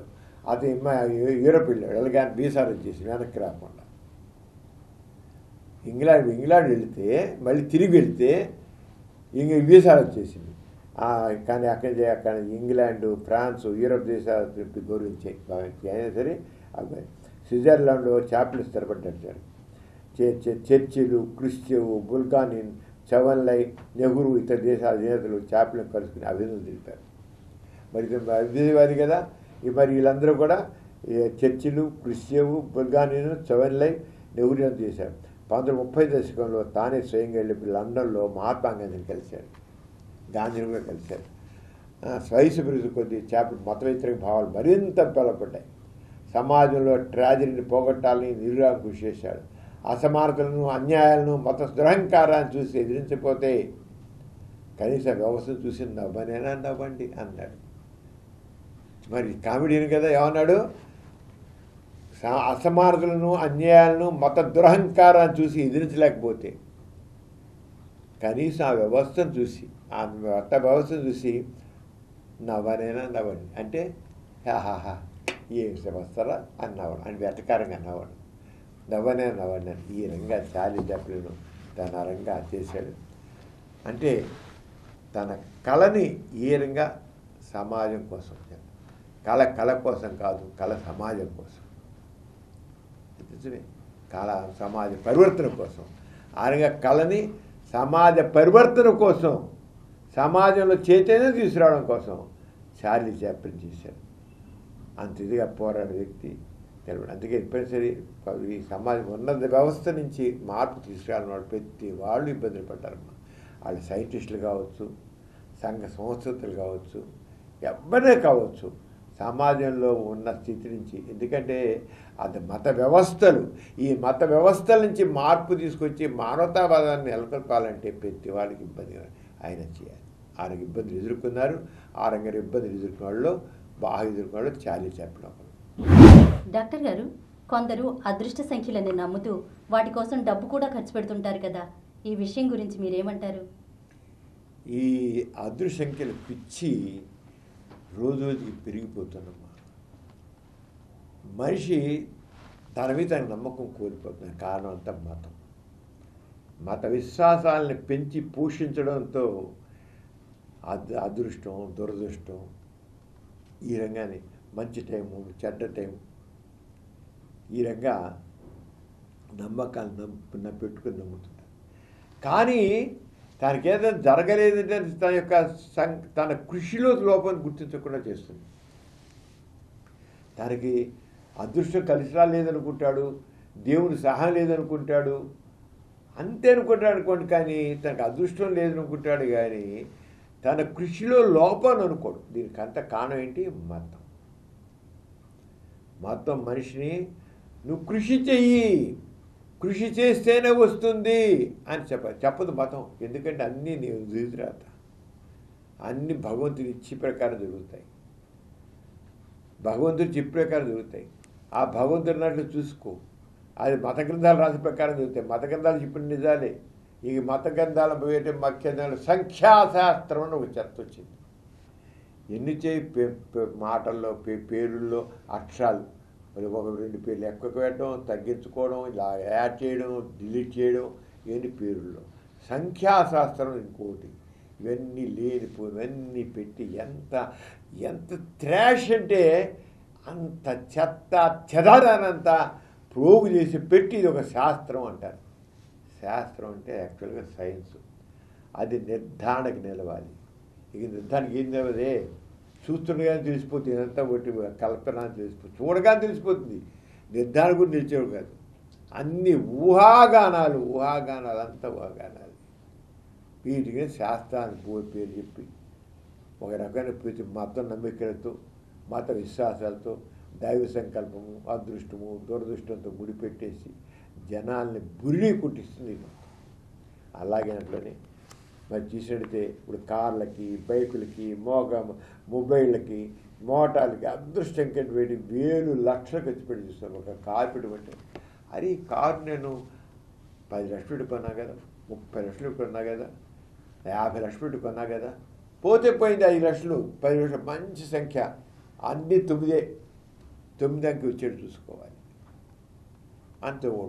7 సంఖ్యలు వాడు 7 వాడికి అదృష్ట సంఖ్యలు పెట్టాడు. ఒకడేమో వాళ్ళ పేరు ప్రకారం నీకు ఇది, నీ పేరు ప్రకారంగా నీ అక్షరాలు లెక్కడితే నీ పేరు ప్రకారంగా నీకు 7 నెంబరు నీకు లక్కీ నెంబరు అని చెప్తాడు. వాడు పనికి సంఖ్యాశాస్త్రజ్ఞుడు. ఇకంటే వాడికి అంతా 7 కావాలి, వాడికి అంతా 9 అంటాడు. ఇలాగా లెక్కలు కట్టి చేశాడు. పేరు ప్రకారంగా లెక్కివాడు, లేదా సంఖ్యాశాస్త్రం నీ 9, నీ లక్కీ నెంబర్ 9 అని చెప్తాడు. ఇంకా 9 కోసం చాలామంది 9 నెంబర్ నమ్ముకుంటారు. 9 మొత్తం కూడినా 9 రావాలి. ఏదో అన్నీ కలిపి ఒకటి ప్లస్ వేసుకున్నా 9 రావాలి. ఏదో 9 రావాలి. చివరికి ఈజుకులు 9 అవ్వాలి. లేదా సింగిల్ నెంబర్ డిజిట్ 9 అవ్వాలి. ఆ రంగా చేస్తారు. అంటే ఒక నెంబరు ఆ 9 ఇచ్చే సంఖ్య ఇంకా ఎక్కువ మందికి ఎక్కువ ఉంటుంది అన్నమాట. అదే సంఖ్యలోని, ఎందుకంటే ఆ సంఖ్యలోని సంపద ఉంది, ఆ సంఖ్యతోని సౌఖ్యం ఉంది, ఆ సంఖ్యతోని సంతోషం ఉంది అనుకుంటారు. అంచేత ఈ సంఖ్యలోని సంపద, సౌఖ్యం, సంతోషం ఉంటాయి అనుకుంటారు కనుక ఈ సంఖ్య దాన్ని ఆధారించి దీంతో సంఖ్యాశాస్త్రవేత్తల వాళ్ళు తయారమ్మా. సంఖ్యాశాస్త్రవేత్తలు ఇప్పుడు పదార్థ శాస్త్రవేత్తలు, రసాయనిక శాస్త్రవేత్తలు, అలాగే అంటే కెమిస్ట్రీకి సంబంధించిన వాళ్ళు, ఫిజిక్స్ సంబంధించిన వాళ్ళు ఎలా ఉన్నారు, ఆ రంగానే సంఖ్యలకు సంబంధించిన శాస్త్రవేత్తలు చూసుకో ఏ రంగం వీళ్ళని. ఇది పైగా జ్యోతిష్య సంఖ్యాశాస్త్రం ఉంటుంది అంటే ఒక శాస్త్రం తయారైంది, జ్యోతిష్య సంఖ్యాశాస్త్రం అని. దీంట్లోకి ఏం చేసినంటే ఇక జ్యోతిష సంఖ్యాశాస్త్రం కూడా అంకెలతో గ్రహాలను ముడిపెట్టింది. పైగా ఇక ఏం చేసినాక అంకెలతో ముడిపెట్టింది, గ్రహాలతో అంకెలతో పెట్టింది. గ్రహాలను ముడిపెట్టి లేనిపోయినవన్నీ ఆపాదించి అదృష్టాలని దురదృష్టాలను తేల్చెప్పం. ఒక గ్రహానికి ఒక రకం బుద్ధులు. అసలు గ్రహాలు ఎంత చేస్తే ఒక మెటీరియల్ మ్యాటర్, ఓన్లీ మ్యాటర్. ఆ మ్యాటర్ భూమి ఉంది, ఇదొక మ్యాటర్, ఇదొక గ్రహం. దీనికి ఏం బుద్ధి ఉంది, ఏం గుణం ఉంది ఆలోచిద్దాం. ఆలోచించలే బుధగ్రహానికి, కుజగ్రహానికి, శనిగ్రహానికి అన్నింటికి బుద్ధులు గుణాలు ఆపాదించేసేసి మాట్లాడతారే. కనీసం నువ్వు ఉన్న గ్రహం బుద్ధి, ఇది ఉందే భూమి ఉంది, ఏదో గ్రహం కదా, దాని బుద్ధి జ్ఞానం ఏమిటో దాని ఏంటో చెప్పమని చెప్తాను నేను. ఒకళ్ళైనా సరే దగ్గరగా గురుగ్రహం గురించి బుధగ్రహం గురించి మాట్లాడే మనుషులు, శుక్రగ్రహం గురించి మాట్లాడే మనుషులు, వాటికి బుద్ధులుగా ఆపాదించే మనుషులు, వాడి గుణాలు ఆపాదించే మనుషులు, పైగా వాడికి ఆడగ్రహాలు, మగ్రహాలు, పుంసగ్రహాలు, నపుంసగ్రహాలు, మళ్ళీ గ్రహాలకు పొలాలు ఆలోచిస్తుంటే ఎంత స్టూపిడ్ ఇవన్నీ ఈ శాస్త్రాలు ఇవన్నీ. ఆరోగ్యం ఇప్పుడు ఈ సంఖ్యాశాస్త్రంలో గ్రహాల బుద్ధులు పెట్టి ఆ గ్రహాలు పెట్టి లెక్కట్టేసి నీ పేరులో ఇన్ని అక్షరాలు ఉన్నాయి కనుక ఇన్ని సంఖ్యలు వచ్చాయి కనుక నీకు ఇది నీ గుణం, ఇది మంచి సంఖ్య, ఇది చెడ్డ సంఖ్య అని చెప్పడం. ఎంత మనిషి తన యొక్క మేధస్సుని మోక్షానికి ఎలా తాకట్టు పెడతాడని మనకు అర్థమవుతుంది. మోక్షానికి తాకట్టు పెట్టడం ఉంటాడు. ఆరంగానే ఇక సంఖ్యాశాస్త్రంలో గ్రహాలకి సంఖ్యలు పెట్టాడు. రవికి 1 నెంబరు, చంద్రుడు 2, చంద్రుడు గ్రహం ఉపగ్రహం. అలాగే గురుడు మళ్ళీ గురుడికి 3, రావుకి 4, బుధుడికి 5, 6కి శుక్రుడు, 7కి కేతువు, 8కి శని, 9కి కుజుడు. ఈ సంఖ్యాశాస్త్రంలో జన్మ తేదీ బట్టి అదృష్ట దురదృష్టాన్ని తెలుసుకోవడం, లేదా పేర్ల అక్షర సంఖ్యల ప్రకారంగా అదృష్ట దురదృష్టాన్ని తెలుసుకోవడం ఉంటున్నమాట. ఇప్పుడంతా ఈ రంగా ఎలా అంటే ఒక మనిషి వచ్చి ఒక ఆయన ఉన్నాడు. ఆయన 25/6/1972 పుట్టారనుకున్నాం. ఎప్పుడు 25/6/1972. ఇప్పుడు ఏమిటంటే ఈ తేదీలో సంఖ్యలన్నింటినీ కలిపి కూడా వరుస పెట్టి అంటే ఏంటి 2, 5, 6, 1, 9, 7, 2 మొత్తం కలిసి 32 వచ్చింది మొత్తం కూడితే. దీన్ని ఏకసంఖ్య చేసి చూడాలి. 3 2 కలిసి ఎంత అయింది? 3 5 అయింది. అంటే సంఖ్యాశాస్త్ర ప్రకారం మీరు అదృష్ట సంఖ్య 5. అంటే పుట్టిన తేదీ, పుట్టిన నెల, పుట్టిన సంవత్సరాన్ని ఆ అక్షరాలన్నీ కూడి ఒకటి మొత్తం కూడి దాని వచ్చిన చూస్తే ఆ సంఖ్య 5 అనుకో. ఇక్కడ 5 అయింది కదా. ఇది 25/6/1972 పుట్టినవాడు మొత్తం సంఖ్య పుట్టి 5 అయింది. 5 అంటే బుధుడు. మరి గ్రహాలకి నెంబర్ ఇచ్చారు కదా, 5వ నెంబర్ బుధుడు. పోలీసులకి ఎలా అయితే 408 408 102 11 అని పిలుస్తాడు పోలీసుల పేర్లు. నాకు కూడా ఆరంగానే గ్రహాలు కూడాను పేరు పెట్టి నంబర్ ఇచ్చేశాడు. 5 అంటే బుధుడు అనుకోవాలన్నమాట. అంటే బుధుడు అంటే వీరి విశేష వీళ్ళేంటో అదృష్టవంతులు అంట. ఈ రంగా సంఖ్యలు బట్టి వ్యక్తి అదృష్టాన్ని దురదృష్టాన్ని తెలియజేస్తున్నమాట. అలాగే ఇంకా పేర్లు పెట్టి కూడా పెడతారు. ఈ రంగా ఏక సంఖ్య 3, 4, 5, 6, 7, 8, 9 వచ్చినప్పుడు ఆ సంఖ్యలకు అధిపతి అయిన గ్రహాలు గుణాలు బట్టి వారి అదృష్టాలు ఆధారపడి ఉంటాయి. అలాగే కొన్ని ప్రత్యేక తేదీలు, వారాలు వారి అదృష్టాలకు సంబంధించి ఉంటాయి. ఈ రంగం ఏంటి? సంఖ్యాశాస్త్రం ప్రకారంగా వాళ్ళు లేనివన్నీ అదృష్టాలు దురదృష్టాలు ఈ గ్రహాలకు సంబంధించినవన్నీ చెప్పుకుంటారు. ఇదంతా చేస్తే ఒట్టి మైండ్ గేమ్ తప్పకేం లేదు. ఈ సంఖ్యాశాస్త్రం అర్థం లేనిది. ఈ సందర్భంగా పైగా సంఖ్యాశాస్త్రం జ్యోతిష్ శాస్త్రం అర్థం లేనిది, అదృష్టాలు దురదృష్టాలు విడిపడ్డ అర్థం లేనిది, ఈ గ్రహాలకి బుద్ధులు ఆపాదించడం అర్థం లేనిది. చెప్పా కదా భూమి ఉంది, భూమికి ఏంటి ఏ గుణాలు ఆపాదిస్తారు? ఆ గృహాలు మనకు కనబడుతున్నాయా? ఆ గుణాలు కనబడుతున్నాయా? ఆలోచిద్దాం కొద్ది కూడాను. ఎందుకు ఇది స్టూపిడ్గా గ్రహాల గురించి అలా చెబితే ఆ గ్రహాలు ఆ టైంలో పుడితే ఆ గ్రహం ఆ టైంలో నెంబర్ ఉంది కనుక అది అప్లై చేయడం ఏంటి అసలు అని అర్థం దానికి ఆలోచిస్తున్నారా అంట. మతం మనిషిని మూర్ఖులుగా ఉంచుతుంది, మూఢంగా ఉంచుతుంది. అంచేత మత నమ్మికలు మనిషిని పనికి రాకుండా చేస్తాయి అని గుర్తుంచుకోండి. ఎప్పుడైతే మనిషి మతం యొక్క సంఖ్యల నుంచి బయటపడతాడో అప్పుడే వాడు స్వేచ్ఛా జీవితాడు, స్వేచ్ఛగా ఆలోచిస్తాడు. ఎథిస్ట్ బులెటిన్లో చిన్న విరామం.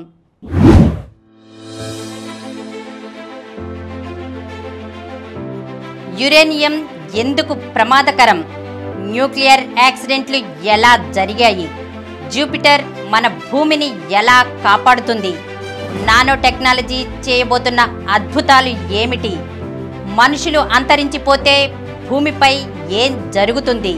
టైం మెషిన్ చేసే అద్భుతాలు ఏమిటి? ఏలియన్స్ ఉన్నారని ఆధారాలున్నాయా? సముద్ర అలలకి చంద్రునికి సంబంధం ఏమిటి? సూర్యుడు బ్లాక్ హోల్గా మారితే ఏం జరుగుతుంది?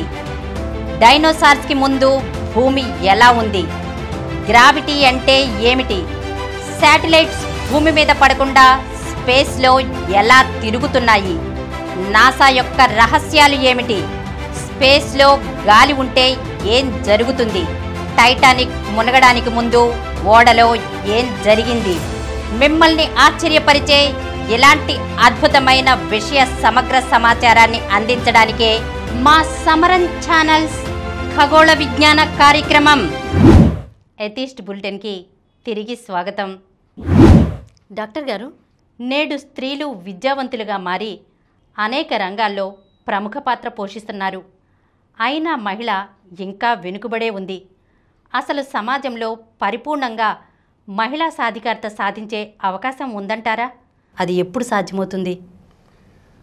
మొన్న 8వ తారీఖు, ఈ నెల 8వ తారీఖుని ఇంటర్నేషనల్ ఉమెన్స్ డే జరిగింది. దానికి మన స్లోగన్ ఇచ్చారంటే యాక్సలరేట్ యాక్షన్. దేనికి యాక్షను?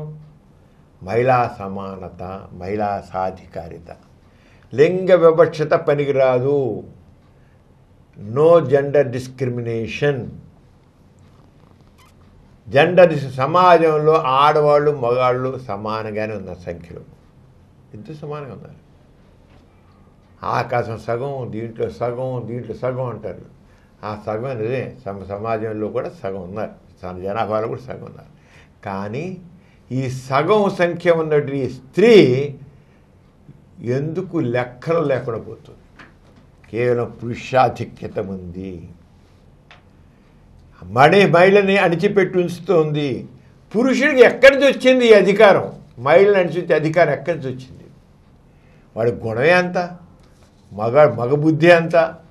మగవాడు తన ఆధిపత్యం కోసం అని ఆ రంగా చూస్తుంటాడు అంటారు. గుణం అంత కాదు. ఎక్కడుందంటే ఆ గుణం మనం సమాజంలో మతం వల్ల వచ్చింది. మతం మహిళల్ని ఒంటింటి కుండీలు చేసింది.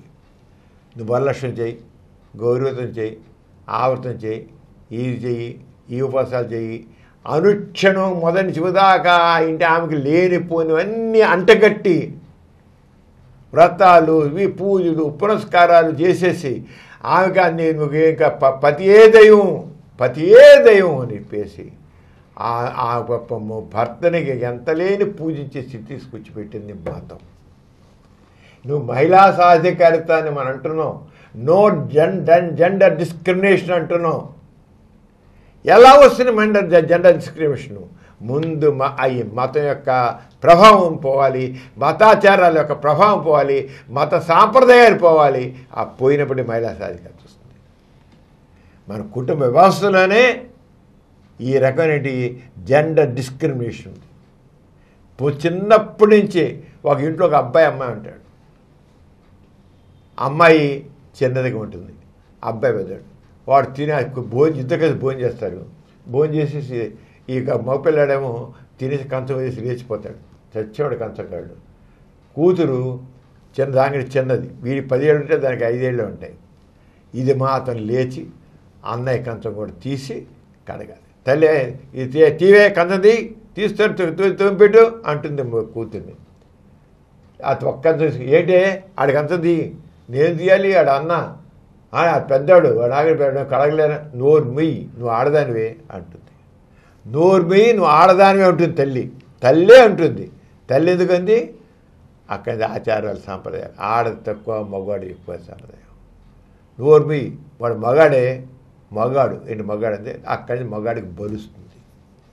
ఈ మగాడికి బలుపు ఎక్కడి నుంచి వచ్చింది?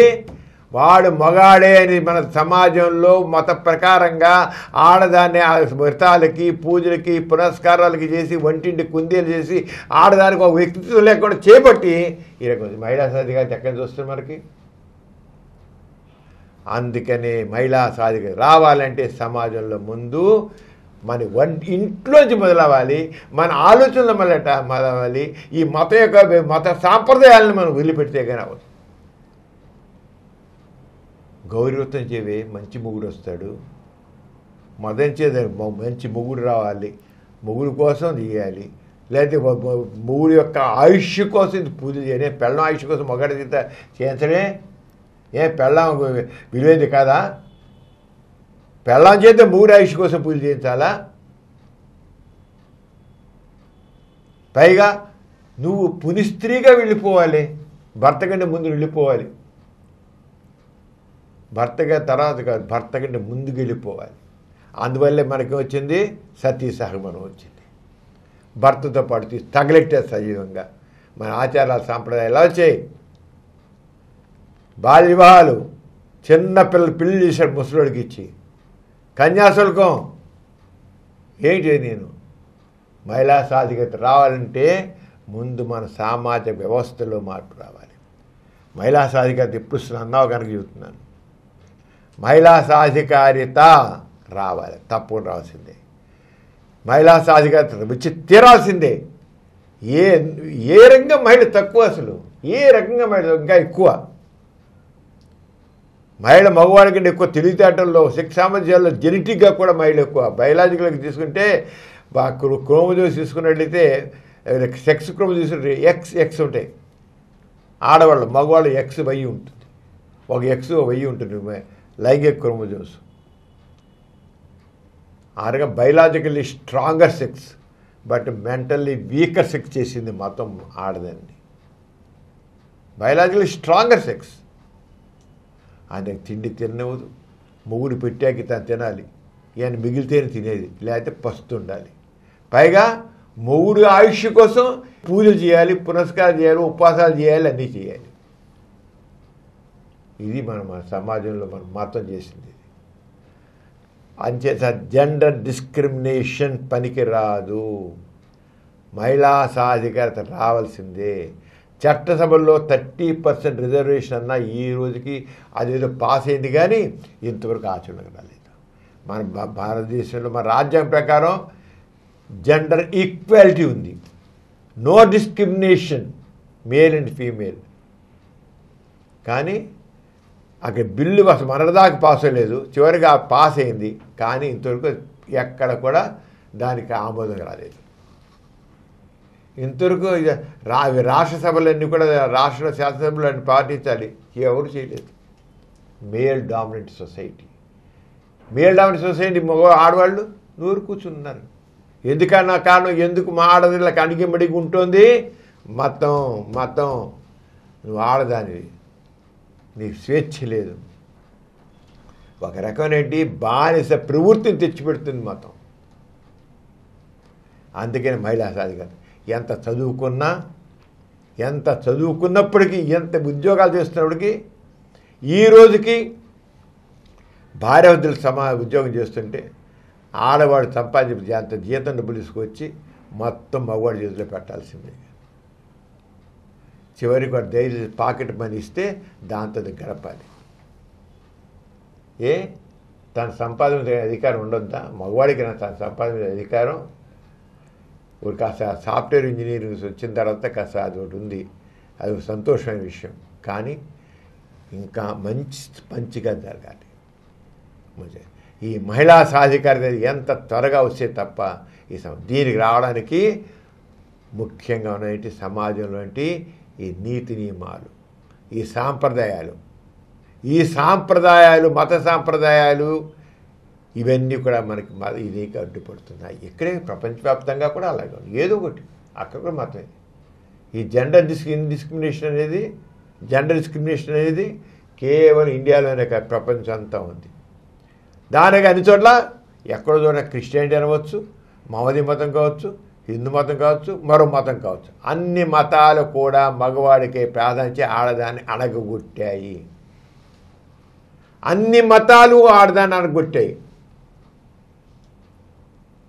ఎందుకంటే ఆడది లేనిపోని ఆచారాలకి సాంప్రదాయాలకి ముడుగులు ఉండబట్టి. అందుకని మహిళలు అర్థం చేసుకోవాలి, తమ హీన స్థితికి కారణం ఈ మతం. వ్యక్తిత్వం పెంచుకోవాలి. ఎప్పుడైతే వ్యక్తిత్వం పెంచుకుంటారో వాళ్ళు ఆ స్వాతంత్ర్యం వస్తుంది, స్వేచ్ఛ వస్తుంది. ఆ స్వేచ్ఛతో వాళ్ళు ఒక రకమైన క్రియేటివిటీ వస్తుంది. దాంతో వాళ్ళు చక్కగా నిలబడతారు. అంతేగాని ఎంత మహిళా సాధన మాట్లాడతారు, మళ్ళీ గౌరీ వ్రతాలు, వరలక్ష్మి వ్రతాలు అన్నీ మామూలే. మళ్ళీ మొగుడు కోసం పూజలే. మొగుడు పెళ్లి చేసేవాడు కూతురు కన్నా తండ్రి ఆ మగాడి కాళ్ళు కడిగి కన్యాదానం ఇస్తాడు. ఏంటి కన్యాదానం? ఆ కూతురు అల్లుడి కాళ్ళు కడగాల. ఏంటి తక్కువ ఆడపిల్ల? మగాడు ఏంటి ఎక్కువ? మగాడు కాళ్ళు కడిగి కూతుర్ని వాళ్ళ కన్యాదానం. ఆడపిల్ల కన్నవాడు తండ్రి హీనమైన వాడా? ఆడపిల్ల హీనమైందా అసలు? నేను అడుగుతున్నాడుగా. మనం ఆలోచిస్తున్నాం, మన ఆచారాలు సాంప్రదాయాలు మన మెదల్ని ఎలా చేస్తున్నాయి, ఈ మనుషుల్ని ఆడవాళ్ళని ఏ రకంగా అలాగే హీనస్థితిలో ఉన్నాయో చూసుకో. మనం పెళ్ళి చేస్తున్నాం, పెళ్ళన్నింటిలోనే మగాడి కాళ్ళు కడిగి ఆడదాన్ని అప్పిస్తున్నారు తండ్రికి. మహిళా సాధికారత ఎక్కడ వస్తుంది? ఏది మహిళా ఎలా వస్తుంది? ఎప్పుడు మహిళా సాధికారత ఎప్పుడు వస్తుంది అడిగా నువ్వు. అందుకే నేను చెబుతున్నాను, ఆలోచించండి. అడుగడుగునా ఉన్నందుకు ఎదురు తిరగాలి. మరి ఎందుకు ఈ బందికాన? ఆడదానికి మంగళసూత్రం కట్టే మగాడి పెళ్ళి అంటే మంగళసూత్రం ఏది? మగాడికి ఏమైనా అవసరం లేదా? ఆడదానికైనా మంగళసూత్రం మగాడికి అవసరం లేదా? ఏంటి పెళ్ళి ఆడదానికే గుర్తు కావాలా? ఆడదానికి కాళ్ళకి మట్టెలు కావాలా? మగాడికి అవసరం లేదా? పెడితే ఇద్దరు పెట్టు. పెళ్ళైన ఇద్దరికి కాళ్ళకి మట్టెలు దొరికిన ఇద్దరికి మంగళసూత్రాలు వేయండి. మహిళా సాధికారత అన్న మహిళా సాధికారత కావాలి. మరి ఖచ్చితంగా కావాల్సిందే. ఈ డిస్క్రిమినేషన్ అన్నిట్లోనే పోవాల్సిందే. డిస్క్రిమినేషన్ పోతే తప్ప, వివక్షత పోతే తప్ప. అంచేత మహిళా సాధికారత సాధించాలంటే ముందు మన మానసిక స్థితిలో మార్పు కూడా రావాలి. ఆ మానసిక స్థితిలో మార్పు కోసం మనం నిరంతరం ప్రయత్నం చేయాలి. ఆ మానసిక స్థితిని అలా ఉంచడానికి కారణం ఈ మతం, ఈ మతాచారాలు, మత సాంప్రదాయాలు.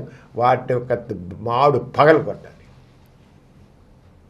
అప్పుడే మనకి మహిళా సాధికారత సాధిస్తాం. ప్రపంచంలో ఏ రంగా సరే, అది భారతదేశం కావచ్చు, హిందూ మతం కావచ్చు, అమెరికాలో క్రిస్టియానిటీ కావచ్చు, ఇంకొంచెం ఇరాన్ ఇరాక్లో మహమ్మదీ మతం కావచ్చు, ఎక్కడ ఏది కావచ్చు, అన్ని చోట్ల దానికి బంధువులు కట్ట మతం యొక్క మాడు పగలు కొట్టినప్పుడే చాలా త్వరితంగా సంచేత యాక్షన్ ఇచ్చే దినాదం ప్రకారం వచ్చేకల్లా ఆ యాక్సిలరేట్ యాక్షన్లో మతం మీద దుమారం కూడా రావాల్సిందే. అప్పుడే అవుతుంది. అప్పుడే మనిషి ఈ సాంప్రదాయాల మీద కూడా దుమారం రావాలి. ఇలాగే ఈ సాంప్రదాయాల మీద కూడా తప్పకుండా ఈ తిరుగుబాటు రావాల్సిందే. ఆ సాంప్రదాయం అప్పుడే అవర్ యాక్సిలరేట్ అవుతుంది, ఊపందుకుంటుంది, మార్పు వస్తుంది. డాక్టర్ గారు, మొన్న 13వ తేదీన నాస్తిక కేంద్రంలో సైన్స్ అండ్ టెక్నాలజీ ఎగ్జిబిషన్ అయిన గోరా టెక్నో హబ్ని డిఆర్డిఓ పూర్వ చైర్మన్ డాక్టర్ సతీష్ రెడ్డి గారు ప్రారంభించారు కదా. ఆ సభా విశేషాలను ఒకసారి తెలియజేస్తారా? ప్రిమిల నాస్తిక కేంద్రంలో గోరా టెక్నో ప్రారంభించాం. నాస్తికత్వానికి సైన్స్కి చాలా సంబంధం ఉంది. ఈ సమాజంలో ఎన్నో అసమానతలు ఉన్నాయి, ఎన్నో ఇబ్బందులు ఉన్నాయి. అందరికీ సమానమైన అవకాశాలు రావాలి. మనం కోరి అందరికీ సమాన అవకాశాలు రావాలి, అందరికీ సౌఖ్యంగా ఉండాలి. దానికి మనకు మానవత్వంతోనే సరిపోదు, సమానత్వ భావాలే సరిపోదు, సైన్స్ కూడా చూడవాలి. అందుకని మనం ఈ డెవలపింగ్ సైన్స్ని దాని ద్వారా సమాజంలో మార్పు కోసం, అలాగే సామాజిక పురోగతి కోసం ఈ సైన్స్ అండ్ టెక్నాలజీని ఉపయోగించాలనుకుంటాం. దానిలో దృష్టి పెట్టుకుని యూత్ని ఇప్పుడు డెవలప్ అవుతున్న సైన్స్ లేటెస్ట్ ఎంత ఉరకల పరుగులు తెలుస్తుంది science. Artificial intelligence, general intelligence, ఇక చెప్పాలి రాకెట్ స్పీడ్ కంటే స్పీడ్గా సైన్స్ డెవలప్ అవుతుంది, ఊహకు అందనట్లుగా.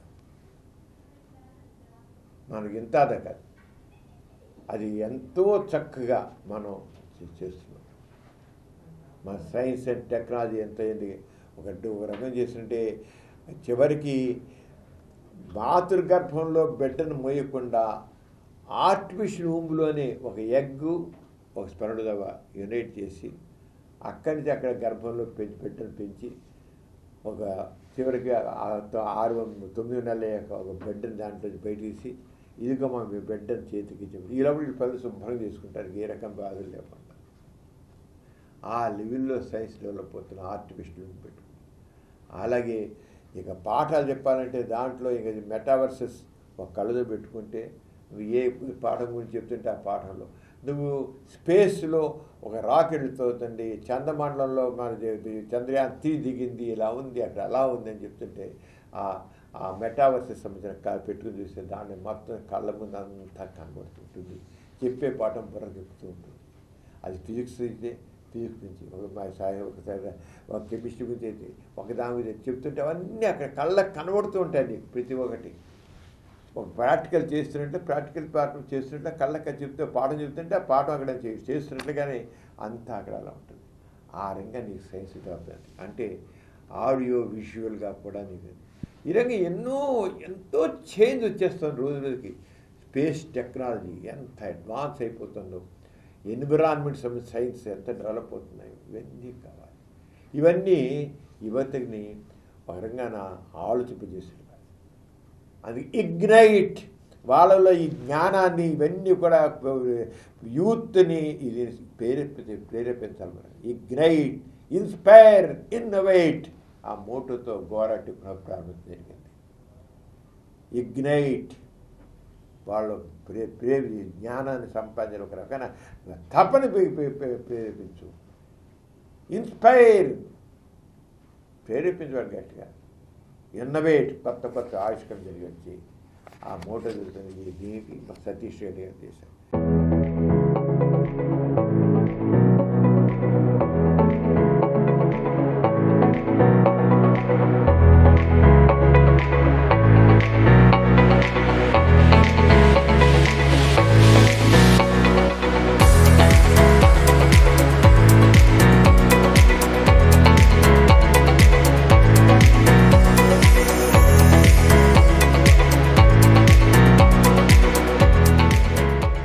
ఎందుకు అంటే ఇదే విషయం ఏదైతే ఇప్పుడు సమరం గారు ఆలోచించారో, యువతని ఇన్స్పైర్ చేయాలి, వాళ్ళని ఇగ్నైట్ చేయాలి, వాళ్ళలో ఇన్నోవేషన్ పెంచాలి. ఇక్కడ 3 థీమ్లు పెట్టారు కదా, ఇగ్నైట్, ఇన్స్పైర్, ఇన్నోవేట్ అని చెప్పి. వీటి కోసం ఆ కార్యక్రమం పెట్టడం జరిగింది. అది కూడా ముఖ్యంగా ఎందుకంటే ఆ సైన్స్ డే సందర్భంగా భారత ప్రభుత్వం ఏదైతే పెట్టిందో, empowering the Indian youth for global leadership in science and innovation for Viksit Bharat. కాబట్టి మన యువత ప్రపంచ లీడర్ల సైన్స్ అండ్ ఇన్నోవేషన్లో కావాలి. దానికోసం వాళ్ళని ఇన్నోవేట్ చేయాలి. దానికోసం కష్టపడండి. నేను చెప్పాను కదా, ఎక్కడి నుంచి వచ్చామనే కాదు, అబ్దుల్ కలాం గారు ఇల్లు మీరు రామేశ్వరం పోయితే చూస్తే చూడండి, ఎంత చిన్న ఇంట్లో ఒక సందులో ఉంటారు. గవర్నమెంట్ స్కూల్లో చదువుకుని వచ్చారు ఆయన. ఎంత గొప్ప వ్యక్తి, భారతదేశానికి రాష్ట్రపతి అయ్యారు. ఆ రకంగా కావచ్చు, ఎవరైనా కూడా కావచ్చు. మనం ఆలోచించే తీరులో ఉంటుంది, మనం ఏం ఆలోచిస్తామని ఉంటుంది. ఈ రకమైన ఇన్స్పిరేషన్ ఇక్కడికి వచ్చి ఇట్లాంటి టెక్నో హబ్ని చూసి వాటిని చూసి ఇన్స్పైర్ కావాలి. ఇవి చాలా ముఖ్యమైనటువంటి విషయాలు. కాబట్టి మీరందరూ కూడా ఈ టెక్నో హబ్ని రెగ్యులర్గా చూస్తారని చెప్పి, మీ ఇక్కడికి రానటువంటి కళాశాలల వల్ల కూడా అప్పుడప్పుడు సెలవులు వచ్చే రోజు, శనివారం కావచ్చు, ఆదివారం కావచ్చు, ఇక్కడికి వచ్చి చూస్తారని, మీ అందరూ కళాశాలల వాళ్ళు లేకుంటే స్కూల్స్ వాళ్ళు ఈ కేంద్రాన్ని మరింతగా అభివృద్ధి చేస్తారు. కానీ ముఖ్యంగా సైన్స్ డే, టెక్నాలజీ డే రోజు రకరకాల కార్యక్రమాలు చేస్తారని చెప్పి ఆశిస్తూ ఉన్నాను. మీరందరిలో గొప్ప శాస్త్రజ్ఞులు కానీ, గొప్ప టెక్నీషియన్స్ కానీ, టెక్నోక్రాట్స్ కానీ అవుతారని చెప్పి కూడా ఆశిస్తూ ఉన్నాను. ఈ కార్యక్రమం ఇంత గొప్పగా చేసి సమరం గారు చేసింది ఎందుకు అంటే, మీరు అలాంటి గొప్ప వ్యక్తులు తయారు కావాలని. మీలో గొప్ప వ్యక్తులు తయారైతే వాళ్ళందరూ కూడా సంతోషిస్తారు. కాబట్టి మీరందరూ మీకోసం మీరు కష్టపడండి, తద్వారా సమాజం, దేశం అభివృద్ధిలోకి వస్తుంది. మీకోసం మీరు కష్టపడండి, తద్వారా దేశం అభివృద్ధి చెందుతుంది అనేటువంటి విషయాన్ని గుర్తుపెట్టుకొని మీరందరూ కూడా ఒక లక్ష్యం ముందు పెట్టుకొని ఆ లక్ష్యం కోసం పనిచేయాలని కోరుకుంటూ, మీరందరూ కూడా మంచి గొప్ప గొప్ప వ్యక్తులు ఇంట్లో కావాలని ఆశిస్తూ, ఈ అవకాశం నాకు ఇచ్చినటువంటి సమరం గారికి నా హృదయపూర్వక ధన్యవాదాలు తెలుపుకుంటున్నాను. అలానే నన్ను నా పేరు ప్రపోజ్ చేసినటువంటి ఆత్మీయులు మండలి బుద్ధప్రసాద్ గారికి నా హృదయపూర్వక ధన్యవాదాలు తెలుపుకుంటున్నాను. అలానే సమరం గారు మొత్తం కుటుంబానికి కూడా వారు చేసేటువంటి రకరకాల సమాజ కార్యక్రమం కోసం ఏదైతే చేస్తున్నారో వారిని అభినందిస్తూ వారికి కూడా నా హృదయపూర్వక నమస్కారాలు తెలుపుతున్నాను. అయితే ఎందుకు ఇదంతాను దేనికోసం అంటే, మన మోడీ గారు, మన ప్రధానమంత్రి గారు 2047కి భారతదేశం అగ్రదేశాల సరసన నిలబడాలి అంటే అమెరికా కావచ్చు, చైనా కావచ్చు, రష్యా కావచ్చు, ఇంగ్లాండ్ కావచ్చు, ఫ్రాన్స్ కావచ్చు, జర్మనీ కావచ్చు, ఏదైనా కావచ్చు, వాడు అగ్రదేశాల సరసన భారతదేశం నిలబడాలంటే ఎలాగా? మన సైన్స్ అండ్ టెక్నాలజీలో అడ్వాన్స్ అవ్వాలి. అంతేకాదు కేవలం ఒక రాకెట్ కనిపెడితేను లేదా చంద్రమండలంలో రాకెట్ దిగితే మాత్రం అగ్రదేశాల సరసన గురించినట్లు కాదు. మన దేశం కూడా వాటితో సమానంగా అభివృద్ధి చెందాలి. దేశం కూడా మన ఇన్ఫ్రాస్ట్రక్చర్, మన దేశంలో ఉన్న అవకాశాలు అందరికీ సమానమైనటువంటి అవకాశాలు కావాలి. ఇప్పుడు ఎలా అంటే సింపుల్ ఎగ్జాంపుల్ చెప్తాను. ఇప్పుడు అమెరికాలో నీకు ఎంత హాయిగా ఉంటుంది, ఎన్ని సౌకర్యాలు ఉంటాయి, ఎక్కడ ఏ మారుమూల వెళ్ళినా అలాగే. ఒక జపాన్ వెళతావు, ఒక జర్మనీ వెళతావు, ఒక ఇంగ్లాండ్ వెళతావు, ఎక్కడ చివరికి మారుమూల ప్రాంతం వెళ్ళినా సరే నీకు అన్ని బాగుంటాయి. ఇప్పుడు అలాగే మన ఇండియాలో ఒక స్లోగన్ ఉంది, స్మార్ట్ సిటీస్. స్మార్ట్ సిటీస్ అంటాం. ఆ స్మార్ట్ సిటీస్ అంటే ఏంటి? ఇక్కడ రోడ్లన్నీ చక్కగా విశాలంగా ఉంటాయి, చక్కగా ఉంటాయి, ట్రాఫిక్ జామ్ ఉండదు. ఇప్పుడు ఎందుకు అంత ఇంట్లో బయటకు వెళ్తే ఎప్పుడు వెళ్తాం, ఎన్నింటికి వెళ్తాం, గంట పడుతాం, 2 గంటతో తెలియదు. ఆఫీస్ మామూలుగా అయితే 10 నిమిషాలు వెళ్ళిపోయేది, గంట పెట్టినా ఒకసారి ఆఫీస్ జామ్. ఎందుకంటే ట్రాఫిక్ జామ్. అంచేత చక్కగా ట్రాఫిక్ జామ్ లేకుండా ఉంటుంది. మళ్ళీ అలాగే నీకు కాలువలు ఉంటే కాలువలు ఎక్కడ వెళ్తే బ్రిడ్జిలు ఉంటాయి. అలాగే నీకు రైల్వే కనెక్షన్ చక్కగా ఉంటుంది, ఎయిర్పోర్ట్ చక్కగా ఉంటుంది. తర్వాత నీకు మురుగునీరు ఉండదు, మురుకాలు శుభ్రంగా అండర్ గ్రౌండ్ డ్రైనేజ్ ఉంటుంది. చెత్త చెదారం ఎక్కడ ఉండదు. ఒకవేళ చెత్త ఉంటే చెత్త వేస్ట్ డిస్పోజల్ చక్కగా ఉంటుంది. ప్లాస్టిక్ యూసేజ్ సరిగ్గా తక్కువగా ఉంటుంది. ఆ ఉన్న ప్యాసేజ్ కూడా ప్లాస్టిక్ కూడా యూసేజ్ లేకుండా చేయడం ఉంటుంది. అలాగే నీకు బస్సు సౌకర్యాలు చక్కగా ఉంటాయి, అన్నీ చక్కగా ఉంటాయి. స్కూల్స్ చక్కగా ఉంటుంది, ఎడ్యుకేషన్ బాగుంటుంది, స్కూల్స్ ఉంటాయి, కాలేజీలు ఉంటాయి, అన్నీ ఉంటాయి, ఆసుపత్రులు ఉంటాయి, హెల్త్ సంబంధించి ఉంటాయి, హాస్పిటల్ సౌకర్యాలు చక్కగా ఉంటాయి. ఇవన్నీ కలిసి దాన్ని ఏమంటారు? స్మార్ట్ సిటీ అంటాం. విద్యుత్ చక్కగా ఉంటుంది, అన్ని మంచి సరఫరా చక్కగా ఉంటుంది. Not everything you get they are. అలాగే పనులను తేలిగ్గా అయిపోతుంటాయి. డిజిటల్ టెక్నాలజీ ఎక్సలెంట్, దాన్ని స్మార్ట్ సిటీ అంటాం. ఆ రంగాన్ని మన దేశాన్ని ఒక సిటీని అయితే ఎలా అయితే స్మార్ట్ సిస్టము, ఒక స్మార్ట్ స్టేట్, ఒక స్మార్ట్ కంట్రీ అవ్వాలి. అంటే ప్రతి చోట కూడా, అన్ని చోట్ల కూడా ఈ రంగ సౌకర్యాలు ఎప్పుడు వస్తాయి? ఏ సైన్స్ అయితే మనం చేసుకుంటామో, ఏ సైన్స్ అండ్ టెక్నాలజీ అంటామో అది అందరికీ అందుబాటులోకి రావాలి. ఊరికి ఒకటి కనిపెడితే సరిపోదు, అది అందరికీ అందుబాటు రావాలి. అందరికీ తేలిక అందుబాటు, తక్కువ చౌకలకు అందరికీ అందుబాటులో వచ్చి ఉండాలి. దాని రకంగా దాన్ని తయారు చేయడం కోసమని, యూత్ని ఆ రకంగా ప్రేరేపించడం కోసమని మనం పెట్టాం. మనకు ఎన్నో ఛాలెంజెస్ ఉన్నాయి. ఇప్పుడు మనం కూడా బాగానే మన దేశంలో కూడా ఈ ఆర్టిఫిషియల్ ఇంటెలిజెన్స్ ఉంది, ఇప్పుడు రోబో ఉంది, రోబో టెక్నాలజీ ఉంది. రోబోస్ వచ్చి ఎన్ని ఆపరేషన్లు వెళ్ళిపోతున్నాయి. ఇంకా ఫ్యాక్టరీలు, కార్ల ఫ్యాక్టరీ అయితే మనుషులు అవసరం లేదు, ఆ రోబోస్ చేస్తున్నాయి. ఎంతో డిఫికల్ట్ ప్రదేశాల్లో గనుల్లో అయితే రోబోస్ వెళ్ళిపోయి గనుల్లో వెళ్ళిపోయి చేస్తాయి, లేకపోతే రూళ్ళు వెళ్ళిపోతున్నాయి. మరి ఫ్లడ్స్ వచ్చేస్తే ఎంత ఇబ్బంది వస్తుంది, డిజాస్టర్ మేనేజ్మెంట్ అవసరం అవుతుంది. ఇంట్లో అవి రోబోస్ బాగా పనిచేస్తున్నాయి. ఎన్నిట్లోనూ రోబోస్ చెప్పలేదు, ఎక్స్ట్రాడనరీ పనిచేస్తున్నాయి రోబోస్, హ్యూమనాయిడ్ రోబోస్ ఎన్నిట్లోనూ. అంచేత వీటన్నిటిని చేసి తెలుసుకుంటుంది. మనకి ఎన్ని రకాల ఛాలెంజ్, హెల్త్ ఛాలెంజెస్ ఉన్నాయి, పబ్లిక్ సేఫ్టీ ఛాలెంజెస్ ఉన్నాయి. అలాగే మనకి ఈ సోలార్ ఎనర్జీ ఎంతో కావాలి, విండ్ ఎనర్జీ తీసుకోవచ్చు, అలాగే బయోథర్మల్ ఎనర్జీ తీసుకోవచ్చు, వేస్ట్ మేనేజ్మెంట్ కావాలి, ఇంక్రీజ్ ఎనర్జీ ఎఫిషియన్సీ చేసుకోవాలి, అగ్రికల్చర్ ఎంతో చేంజ్ రావాలి. ఇవన్నీ ఇప్పుడు మనకి సైన్స్ డెవలప్ అవుతాయి. ఈ రకంగా యూత్ని ఏదైతే వికసిత భారత్ అంటున్నామో ఆ వికసిత భారత్లో సైన్స్ అండ్ టెక్నాలజీని బాగా అర్థం చేసుకుని వీళ్ళ మైండ్ సెట్ని ఈ యాంగిల్లో ఆలోచించండి. ఎలా మీరు మన దేశం అభివృద్ధికి తోడ్పడతారు. 2047 నాటికి వికసిత భారత్ అంటే ఇవన్నీ ఛాలెంజెస్ అన్నీ మనం ఫేస్ చేయాలి. ఈ ఛాలెంజెస్ అన్నింటికి మనం సమాధానం చూపించాలి. మనకి ఎంత చక్కని ట్రాన్స్పోర్ట్ కావాలి, అలాగే అఫోర్డబిలిటీ, యాక్సెసిబిలిటీ టెక్నాలజీ కావాలి, అలాగే ఈ లెర్నింగ్ ప్లాట్ఫామ్స్ కావాలి, ఇంటర్నెట్ టెక్నాలజీ బాగా రావాలి, టెలిమెడిసిన్ సర్వీస్ బాగా రావాలి, ఎత్తుకెక్స్ రాకొచ్చేపు కూడా బిల్డింగ్ పడుకొని చూసుకోవాలి, ఫ్లడ్ కంట్రోల్ సిస్టమ్ దగ్గర ఉండాలి, ఎమర్జెన్సీ మెడికల్ మేనేజ్మెంట్ కావాలి, ఎన్నో కావాలి. పేరుకి ఏవో ఉన్నాయి కానీ ఎఫిషియెంట్ సర్వీస్ కావాలి. ఇవన్నీ మనం సైన్స్ అండ్ టెక్నాలజీ రంగాలన్నింటిలో నుంచి బాగానే అభివృద్ధి చెందుతూ ఉంది. ఆ చెందేదాన్ని నువ్వు ఇంకా పెంచి ఎంత తేలిగా అందరికీ అందుబాటు తీసుకొస్తావు.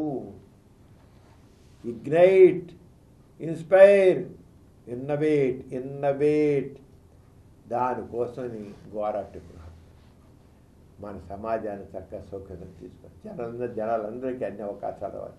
ఏదో కొద్దిమందికి డబ్బున్న వాళ్ళకి అవకాశాలు కాదు, ప్రతి వాళ్ళకి అవకాశాలు కాదు. డిజిటల్ యుగంలోకి మనం ఎడుతున్నాం. ఇదే డిజిటల్ యుగంలో ఉన్నాం మనం. ఈ డిజిటల్ యుగంలో ఉన్నదాన్ని మనం ఏ రంగా చేస్తాం అంటే యూతే మరి రాబోయే తరానికి అంతా చేసిన నిర్మాతలు వాళ్ళే. యువశక్తి అణుశక్తి కంటే గొప్పది.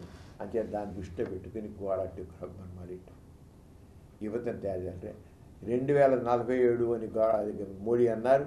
ఆ మోడీ అన్నదానికి అనుకూలంగా ఎలా చేయడం, మన వంతుగా ఏం చేయగలం, ఏ రంగా ఇన్స్పైర్ చేయగలం, ఏ రంగా తోడ్పడగలం అనే దాని గురించి మన వంతుగా ఏ రంగా దానికోసం సెపరేట్ వర్క్షాప్స్ ఎలా పెడతాము, ఏం చేస్తాం, వాటన్నిటి కోసం ఈ గోరాటిపురం.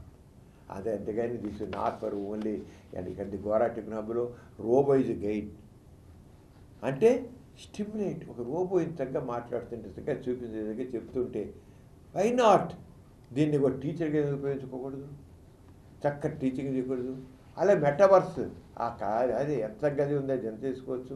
ఆ టెలిస్కోప్ స్పేస్ ఎంత మనకి ఎంత డిస్కవర్ చేసుకోవచ్చు. మనం ఎక్కడికో మనం వెళ్ళిపోయి ఎక్కడెక్కడో ఉన్న దాంట్లోంచి ఒక చందమన్నం దిగాం, అయ్యో అక్కడ ఎంత గోల్డ్ ఉందో ఆ గోల్డ్ తీసుకుని మనం ఇక్కడ ఎందుకు మనం ధనవంతం కాకూడదు. ఊరికే దిగడం కాదు, కొన్ని గ్రహాలు మనం చేసి అక్కడ చెప్పలేని వజ్రాలు వైఢూర్యాలు ఉండొచ్చేమో. మన దేశంలో లేవో వజ్రాలు వైఢూర్యాలు ఉన్నాయి కదా, అలాగే వజ్రాలు వైఢూర్యాలు ఉన్నాయేమో.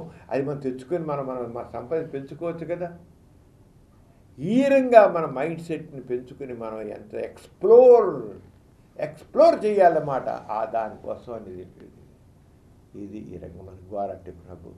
దాన్ని మన ఇనాగ్రేషన్ జరిగింది.